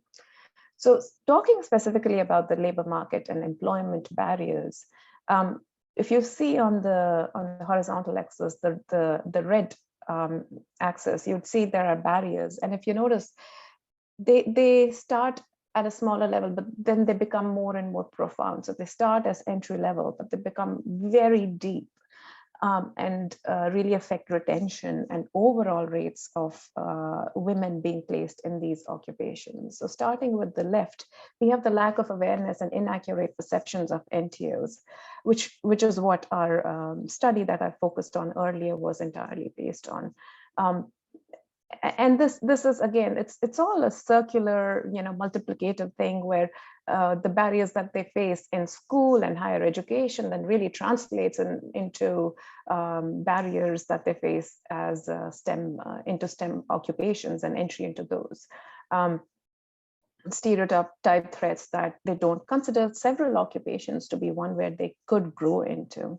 And then it is the biased career recruitment materials and practices, which is also what I showed to you earlier in my discussion, is like many times career counselors will refer to women and minorities into traditional occupations of retail, hospitality, healthcare at the most, but they will not refer women into engineering occupations, and they will refer men into some of those IT and computer occupations, but will not refer men into these other occupations. So that's bias coming at the entry level itself. And then it is lack of occupational training, inadequate skill sets, not having enough math or coding experience. That also translates into not just an entry level, but also more likelihood of failure, more likelihood of dropping out. The other barriers are negative training or occupational characteristics. When we talk about labor market and occupations, providing an environment to women where they can take care of their family, a supportive, family-friendly environment can go a long way. But if the occupations are such that require, say, longer schedules or traveling, then that can disrupt their even considering those trainings, and are more likely to also drop out because of these. And then the last one is biased career mechanisms and practices in the workplace. So for instance, discrimination in a workplace in terms of who does what jobs and who does what tasks can be quite discriminatory and can lead women to really dropping out of those workplaces and consider more traditional occupations. Promoting ideas about masculinity in a workplace is another example which can lead to more harm for minorities. And so what strategies are applicable to these barriers? The first one was targeted recruitment materials and practices, which we covered earlier, which address the first two barriers. And then it is professional development for career counselors. Again, to provide them with training that helps them address and provide information in a very general, gender neutral manner. And then we talk about pre-apprenticeships and apprenticeship programs. This is a winner, especially when we talk about low skill, low income, vulnerable populations. It's an earn and learn approach. Women do not have to think about leaving their day job. They need to earn. A lot of minorities need to be earning while they're pursuing these training programs. And so an apprenticeship opportunity really helps address several barriers. It is addressing their lack of basic skill set. It is addressing biased career materials and practices. They know they can enter these workplaces, they earn and they learn as they grow. They can get certificates, they can get credentials, and they can also grow in, it's also, it's a learning on the job environment. And then it is institutional changes in these non-traditional occupations, which can reduce discrimination or those feelings of discrimination, especially by having women in their decision-making bodies, having task forces to ensure gender and racial inequality or reduce inequality, and providing all employees with training in gender equity and respect in the workplace. There are certain occupations that have been rampant about reports of sexual harassment for women. And so these trainings can make those go down and those incidences less likely, and encouraging the use of more inclusive language in a workplace environment. Then we have family-friendly policies and supportive practices, giving them maternity leaves, giving them a flexible working environment, and of course, professional mentoring programs. These are some of the barriers and strategies, but what you would, if you look closely here, what you will identify is that as we go from the spectrum of barriers from left to right, the barriers become far more ingrained, they become far more profound. They start with entry and they go all the way into entry and retention and lead more multiplicatively into maybe hurting other women's ideas of also pursuing STEM occupations. And the strategies also go in a similar manner. The first two strategies that we addressed were more entry-level barriers. So now going back to our study, why did we find that in central New Mexico, which was information technology, we found a much bigger effect, a much bigger interest in women really completing those applications and enrolling in this training program? And the answer is that it was an apprenticeship program, and it addressed a lot more of these barriers and not just a misperception barriers. And so the solution, the key finding here is that in creating those solutions, one has to keep in mind that not one single strategy can be helpful. It has to be a comprehensive solution, a solution that considers not just addressing the misperceptions, it addresses their skill set if they are lacking, provides those on-ramps, gives them an opportunity to basically get any financial support if they lack it, gives them an opportunity to get mentorship from other senior learners in their programs. And that comprehensive approach is what is more likely to be leading to successful entry and retention in workplaces, and specifically STEM workplaces. So I'll stop there.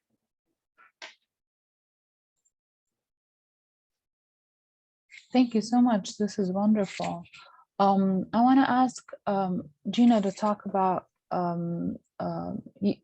you know, just staying with the theme of retaining women after they graduate from school into a STEM fields. And you mentioned in your keynote about networking, and I wanted to ask you to what extent, you know, you think networking is important for professional career afterwards, and how and if you can tell us a little bit about examples that you've seen, or strategies with, you know, maintaining networks when it's outside of the institution, and it's more into the labor market's hands, essentially. Thank you. Happy to. But before I do, I see a question in the chat that I think is for me. It says, do you also include attribution theory and self-assessments? And actually, no, I looked it up because I didn't know what it was. And it looks like I should be. So Dana, thank you so much. You can bet that I'm going to start looking into that when I go back. If you want to tell me a little bit more about it later, that's great too. But it looks really awesome. So thank you so much. I learn all the time. And I think this is the key, is why women have to get together, right? Women have to get together. Women have to help each other. Who had that famous quote? Was it Madeleine Albright? Oh, who was it? There's a place in hell for women, a special place in hell for women that don't help other women. Did you ever hear that one? Yeah, I've met her, by the way, and I have her autograph, so I'm very excited. But at any rate, yeah, no, I will look into the attribution theory. I think that sounds really great. Networks. Okay. Well, yeah, networks have been very important for me. And I bet Nihal would say the same thing, that networking is crucial. It's important for our undergraduates and our graduate students, but it's when you look at the statistics of how many women do not remain in STEM fields for long, you really need to have these networks. And the networks approach things in different ways. One type of network could be based on the challenges, the special challenges that women face, right? And commiserate together to try to figure out how to overcome these biases, and they're really important to women. For me, I've had such gender bias in my career. I mean, I will write a book someday when I'm done, and you will read it and you remember me and say, oh, wow, surprised she's so cheerful and smiling after all that. But it's awful what I've gone through. So I try. That's another reason why I've devoted my life this way. I don't want my students and the other young women that I mentor when they leave to go through what I've gone through.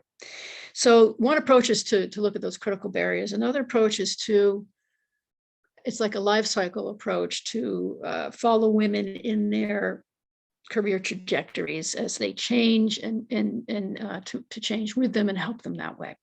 So I think maybe it'd be useful to think about some strategies that networks employ that can be very instructive as to their benefits. Okay. First of all, first strategy is important. It's called creating safe spaces for women. A safe space, right? We've all kind of gotten into this lately, a safe space for women to come and discuss their issues together. And many of these networks can be very informal. Encouraging women to, have a glass of wine, some hors d'oeuvres or whatever it is, and you're not just griping, you're actually groping, right? You're trying to find people that may be able to help you with some of your concerns, and you can open up about what's happening in a very, very serious but supportive way. Let me give you an example. We have a Pioneer Valley network here. Pioneer Valley is just where I'm from. It's actually quite a wonderful, it's part of what's called the Knowledge Corridor. I don't know if you've ever heard of the Knowledge Corridor, but it runs from northern Massachusetts right through to the shoreline of Connecticut. And it goes along the Connecticut River. And there are more institutions of higher learning along that corridor than you can ever imagine. So there are plenty of networks. And one of them is the Pioneer Valley network for women in STEM. And I didn't develop that. I just collaborate with them. And they have these great networking opportunities, and we do too. And for example, during the pandemic, when everybody was stuck, right? We're all stuck in the house, afraid to go anywhere. They came up with this wonderful outdoor networking opportunity at a local casino that just opened up in Springfield. And they have this big courtyard, you know, and a bar, and you're outside. And they have the fireplaces and the gas heaters. And they just said, come, we need to get together. They had a theme. And we do that twice a year. Don't know, 4 times a year. We do things like that. That's just an informal kind of a network. It's a safe space, and it can be very casual. And I think that's important. Secondly, these networks, once you're out in STEM, are very important for building your confidence.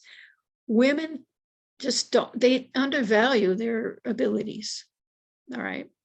Not all, of course, but many of us, right? I don't know about you, but I'm really modest, and I've accomplished quite a bit in my career, but I'm kind of modest about it. You know, when people ask me what I would do, I'm a professor, I'm a full professor, but I always say I'm a teacher. You know, you don't want to sound like you're promoting yourself, right? Because that's not what women do. Most women don't do that. Men, are you kidding me? I'm a full professor, and you know, I've got tenure. So I'm like, oh no, I don't want to sound that way. So women need to build confidence, and I think seeing other women and having them as mentors in these networks that are just crackerjack, wonderful women, and you say, look at what they've done, and they're willing to help you, and they see value in you. That's wonderful. Again, I think another value or strategy is helping women build a vision for their own career trajectories, because we can get stalled out, right? We can all get stalled out where we're going along a certain trajectory, and then all of a sudden we hit maybe a glass ceiling, or maybe just don't know what to do next, right? Yeah, that's happened to me, right? And it's very nice to have someone that's wiser, not necessarily older, by the way, but wiser, help you do that. Another strategy that I could think of is making STEM affordable and accessible to women. Just like Jenser said, and she's right on target, we need money to do the things we need to do, right? We need money. And some of these networks can help provide research monies and other kinds of monies, scholarships to do things and travel and to develop yourself. We know facilitating mentorship, right? Mentorship, we've been talking about mentorship all along, but sponsorship I mentioned, but also collaborations. I started, you know, going to some networks, and now we're doing scientific papers together, right? Or we're thinking, oh, wow, you know, how can we get DNA out of medieval literature manuscripts and see what we can do? As ideas come out of these wonderful things. Raising the visibility of women in STEM, right? Raising the visibility of women in STEM. That's really important. You know, I asked my students in the very beginning of their tenure, because I teach all different levels, but I teach a freshman class on purpose. And their intro to biology. I asked them to name 5 women scientists. Can't do it, right? Can't even envision it. And these are women at women's college. They're in STEM program. Marie Curie usually is who they come up with, and that's it. Of course, creating role models, we know. I think supporting inclusive leadership is really something you can learn from a network, right? Inclusive leadership. And we all have to learn what that is. We don't really know what that is, I think, yet. I just had Professional Development Week that ended yesterday, but we had a whole day on Wednesday and a whole day on, no, Tuesday and a whole day on Wednesday with Calvin Terrell, who's an amazing DEI person. And my God, did we learn a lot from him, right? We just learned a lot from him. And I think, you know, some of these networks provide leadership programs for women. Women need not just to be in STEM, they need to lead, right? They need to lead in STEM.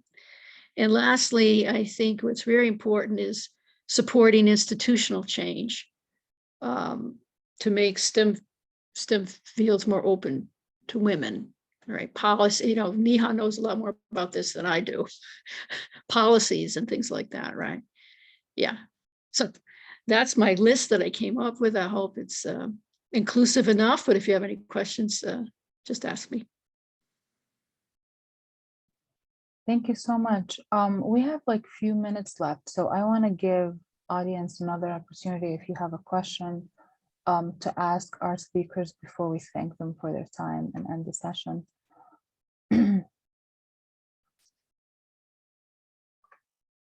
You can type on the chat or unmute and just ask your questions if you have any.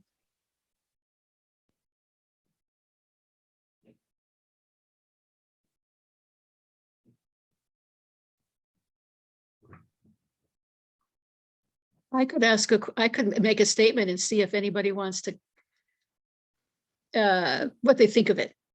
That might get people talking. How's that? Just came to mind. Because we know that women in STEM anticipate they're going to have work conflicts, right?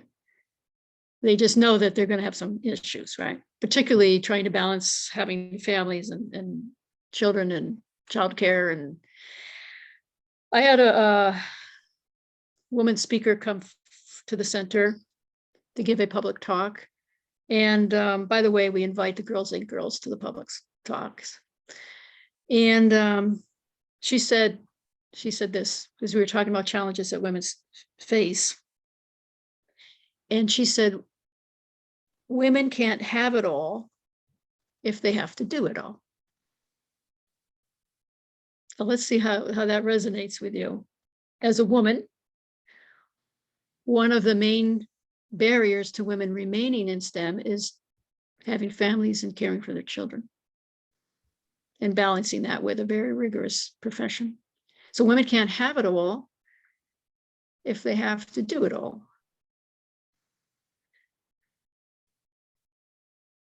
So if you were in that position yourself, as a woman who had struggled so hard to get into your STEM field,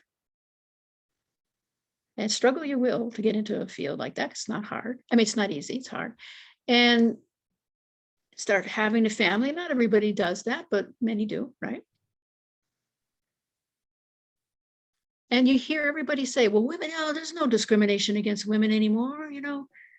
Look at women are going into, look at how many women are in undergraduate biology programs. Look at all the women, they're just all balanced out now, right? Is it? Well, you bring up a really important point, Dr. Semperbrun.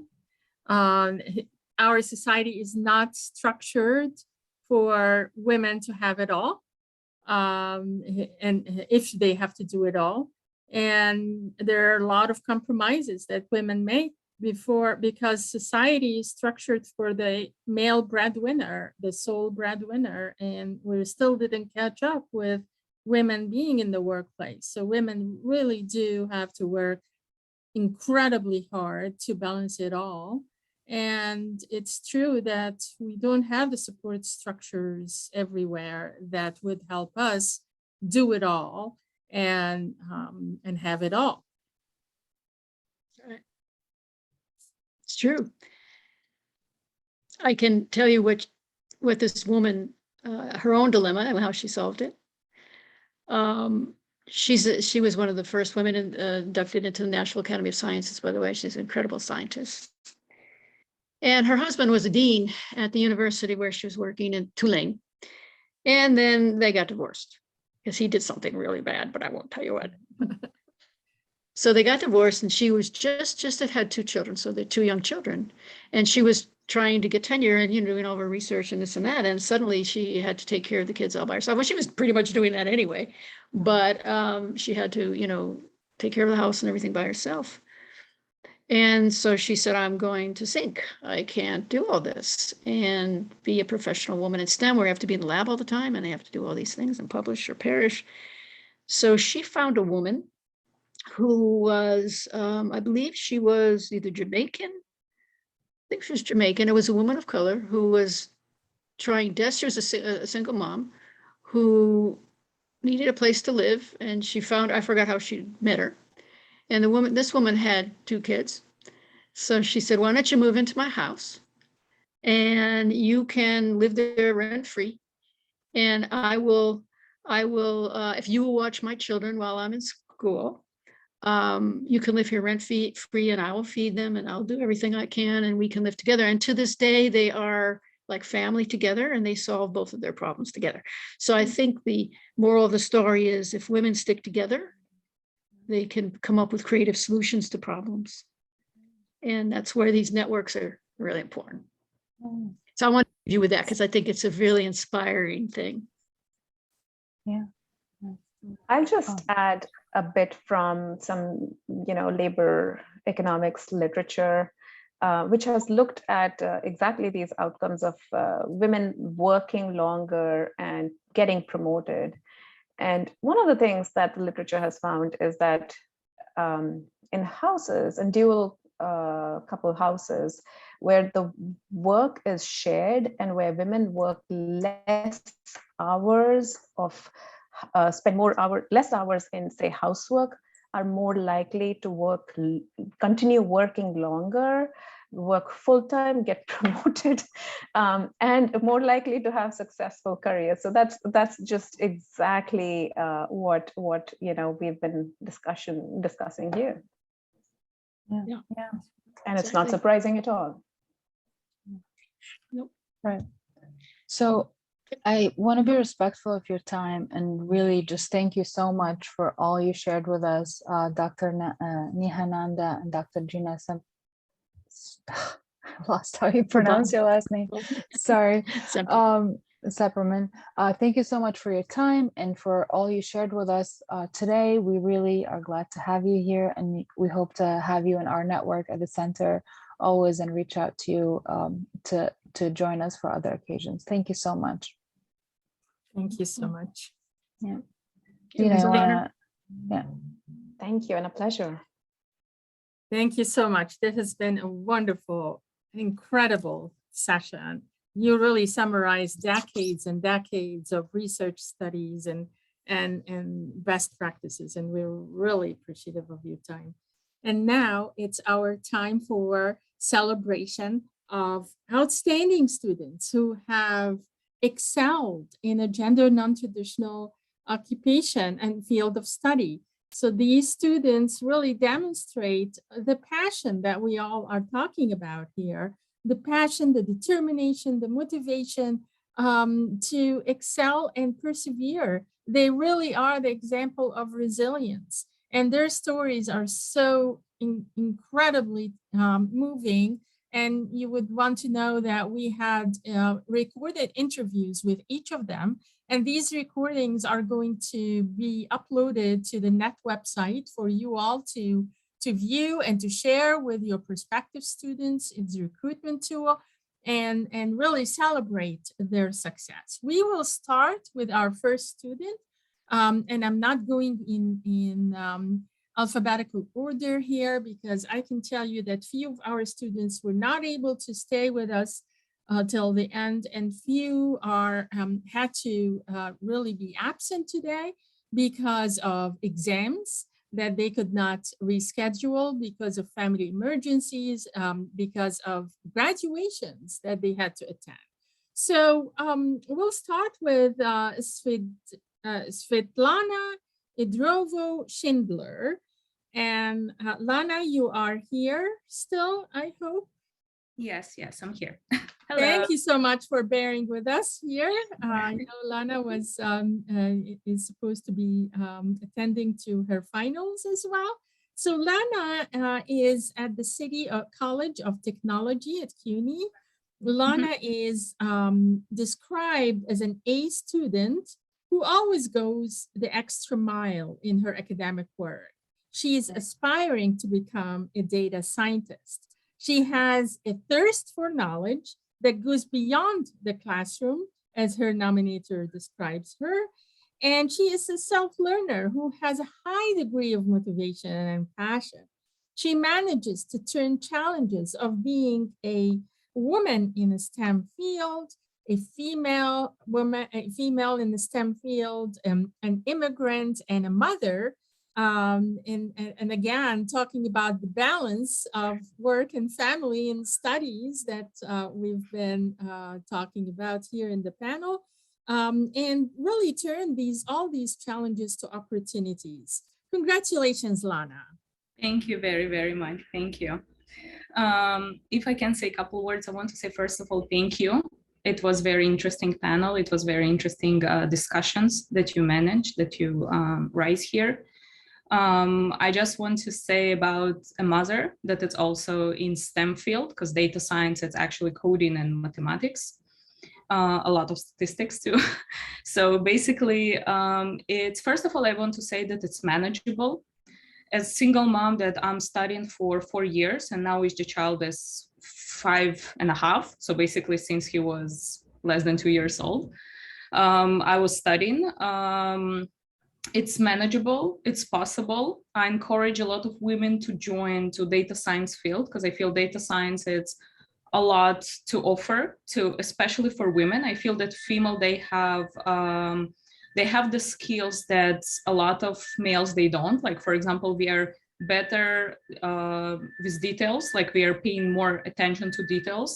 We have better patience to actually to repeat and check the data again and again. We are better. I feel that because we are like, we have to manage a lot of things in the same time as females. I feel that like the problem solving, many times it works better for women in this field, because I do feel that we are repeating the same structure, or we change the structures until we get the solution.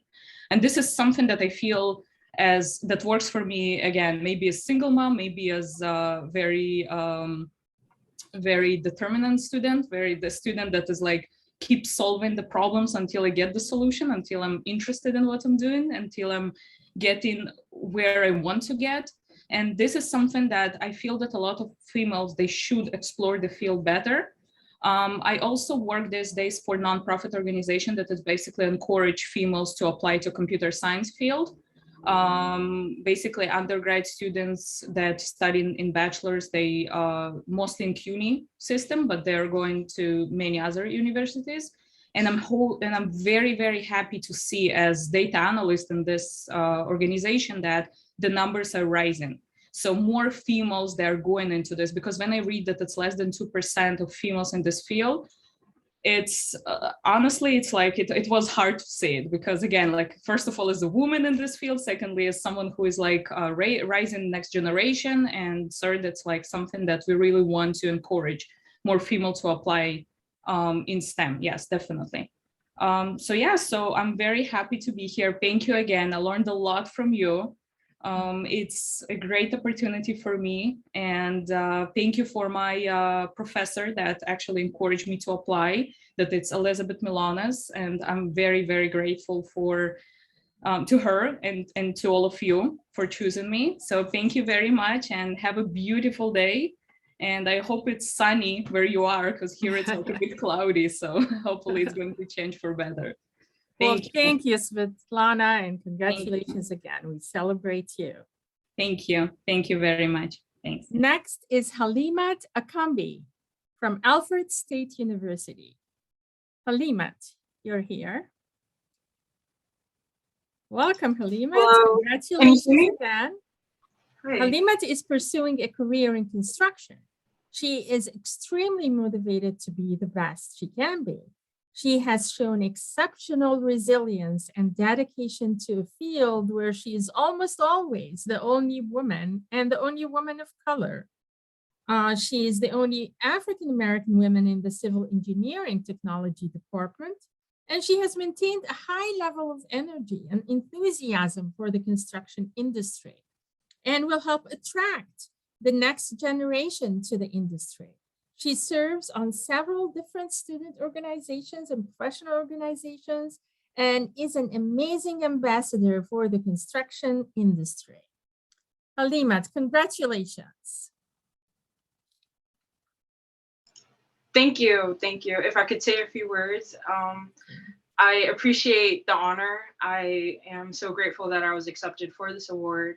I pursued construction management because I wanted to develop land for disadvantaged communities. As a community-driven individual, I really enjoy serving my community and providing necessities like housing and educational facilities. I feel like would go a long way for people who are in need and don't have the methods or means to like pursue what they want to pursue. So I hope to be an agent of change and kind of give them that opportunity and allow them to be successful in what they want to do as well. Thank you. Thank you so much, Halimat. We celebrate you. Next is Janzer Canelo, Broome Community College. Janzer demonstrates exceptional knowledge and is always in the top 10% of his class.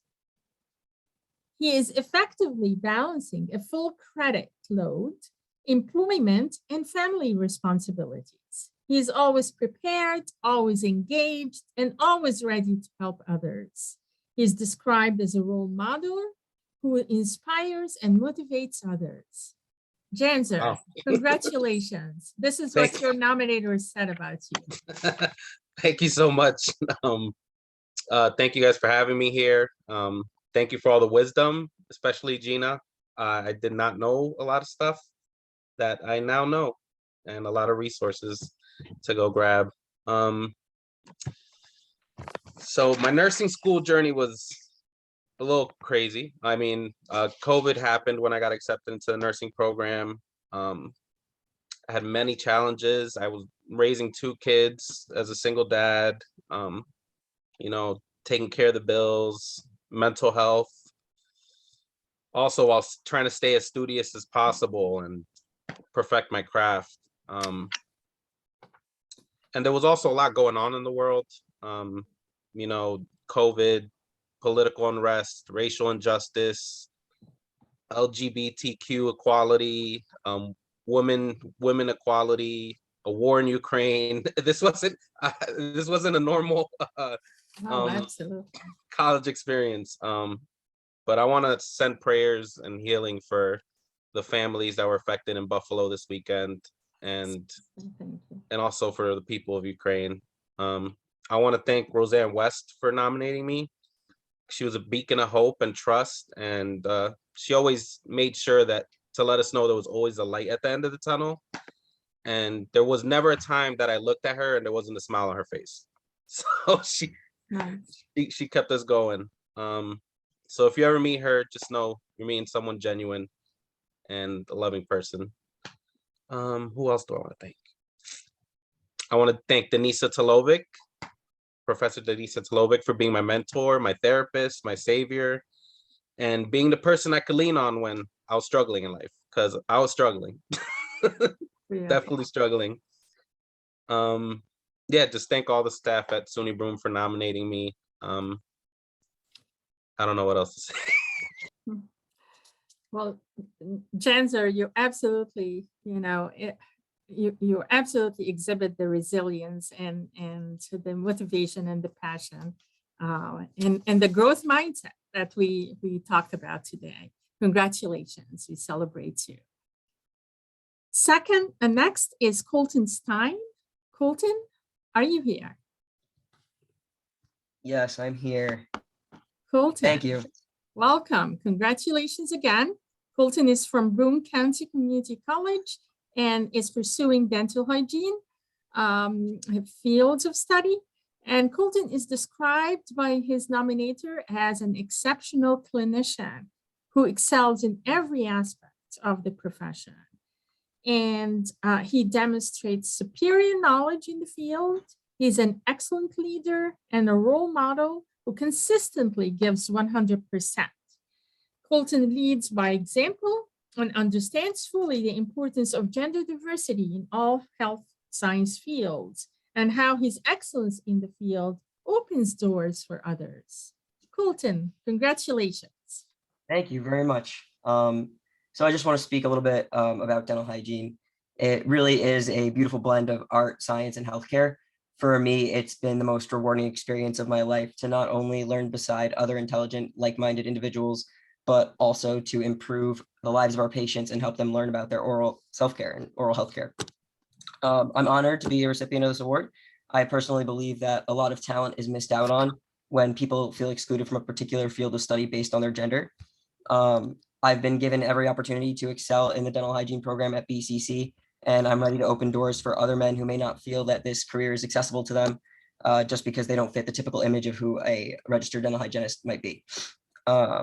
It's meant everything to me to be a part of this program, and I'm very thankful for every professor who has lifted me up the entire time. So thank you.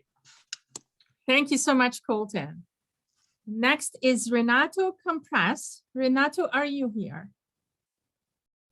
Renato may not be here as they have to attend to a family emergency, but we'll still introduce you and celebrate you, Renato. Again, we're recording, and the recording is going to be mounted on our website. Renato is aspiring to become a medical assistant. He is described as one of a kind student, always ready to speak and engage, and always exhibited a deep understanding of the subject matter. More so than any other student the instructors have ever had. Throughout his life, he has shown the utmost dedication as a student and a human being. He's committed to becoming an empathetic and compassionate health worker. His nominator described him as a role model for the ages, a fighter who rebounded from enormous depths of despair, to such great heights of confidence and success. He is quick to help others, including his peers and instructors, and volunteers for any opportunity to learn and grow. Congratulations, Renato. We celebrate you. Next is Laura Adams. Laura, are you here? I think Laura is graduating today and could not join us, but we'll still introduce you and celebrate you, Laura. Laura is at Suffolk County Community College. She's pursuing a career in radio and television production. Laura is described as the quintessential role model to her peers. She naturally takes on leadership roles and takes charge of managing numerous teams. Her peers look to her for that leadership and dedication and direction. Her work is of exceptional quality. She consistently maintains a high level of motivation and enthusiasm for her chosen field. Congratulations, Laura. Next is Emma Bauer. Emma, are you here? Oh, I think Emma is not here because of a family emergency. Emma is at Alfred State College, and she is pursuing a career in agriculture. Emma is pursuing that career at Alfred State University. She's described as an exceptional and highly motivated student. She's an active member of the student body who's always taking initiative and steadily pursuing her goals to contribute to a field that is very critical to everyone's survival. Congratulations. Last but not least is Rito Singha. And Rito has an exam today, but she was going to try to make it. Rito, are you here if her exam ends early?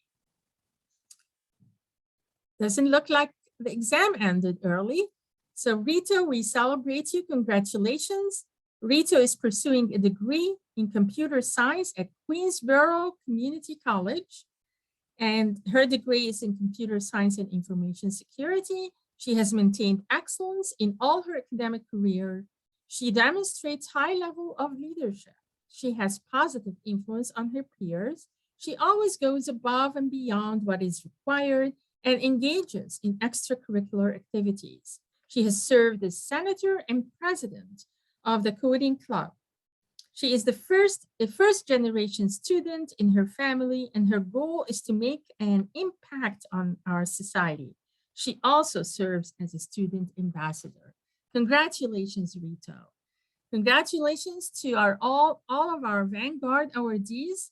We are very proud of your accomplishments. You are role model who are inspiring, and every other student in pursuing your path. Thank you so much for being with us today, everybody, and thank you to our speaker, Dr. Samper Buran and Dr. Nanda, for sharing your insights with us. And from the Center for Women in Government and Civil Society and the Non-Traditional Employment and Training Program. Thank you so much, and take care and have a wonderful rest of the day.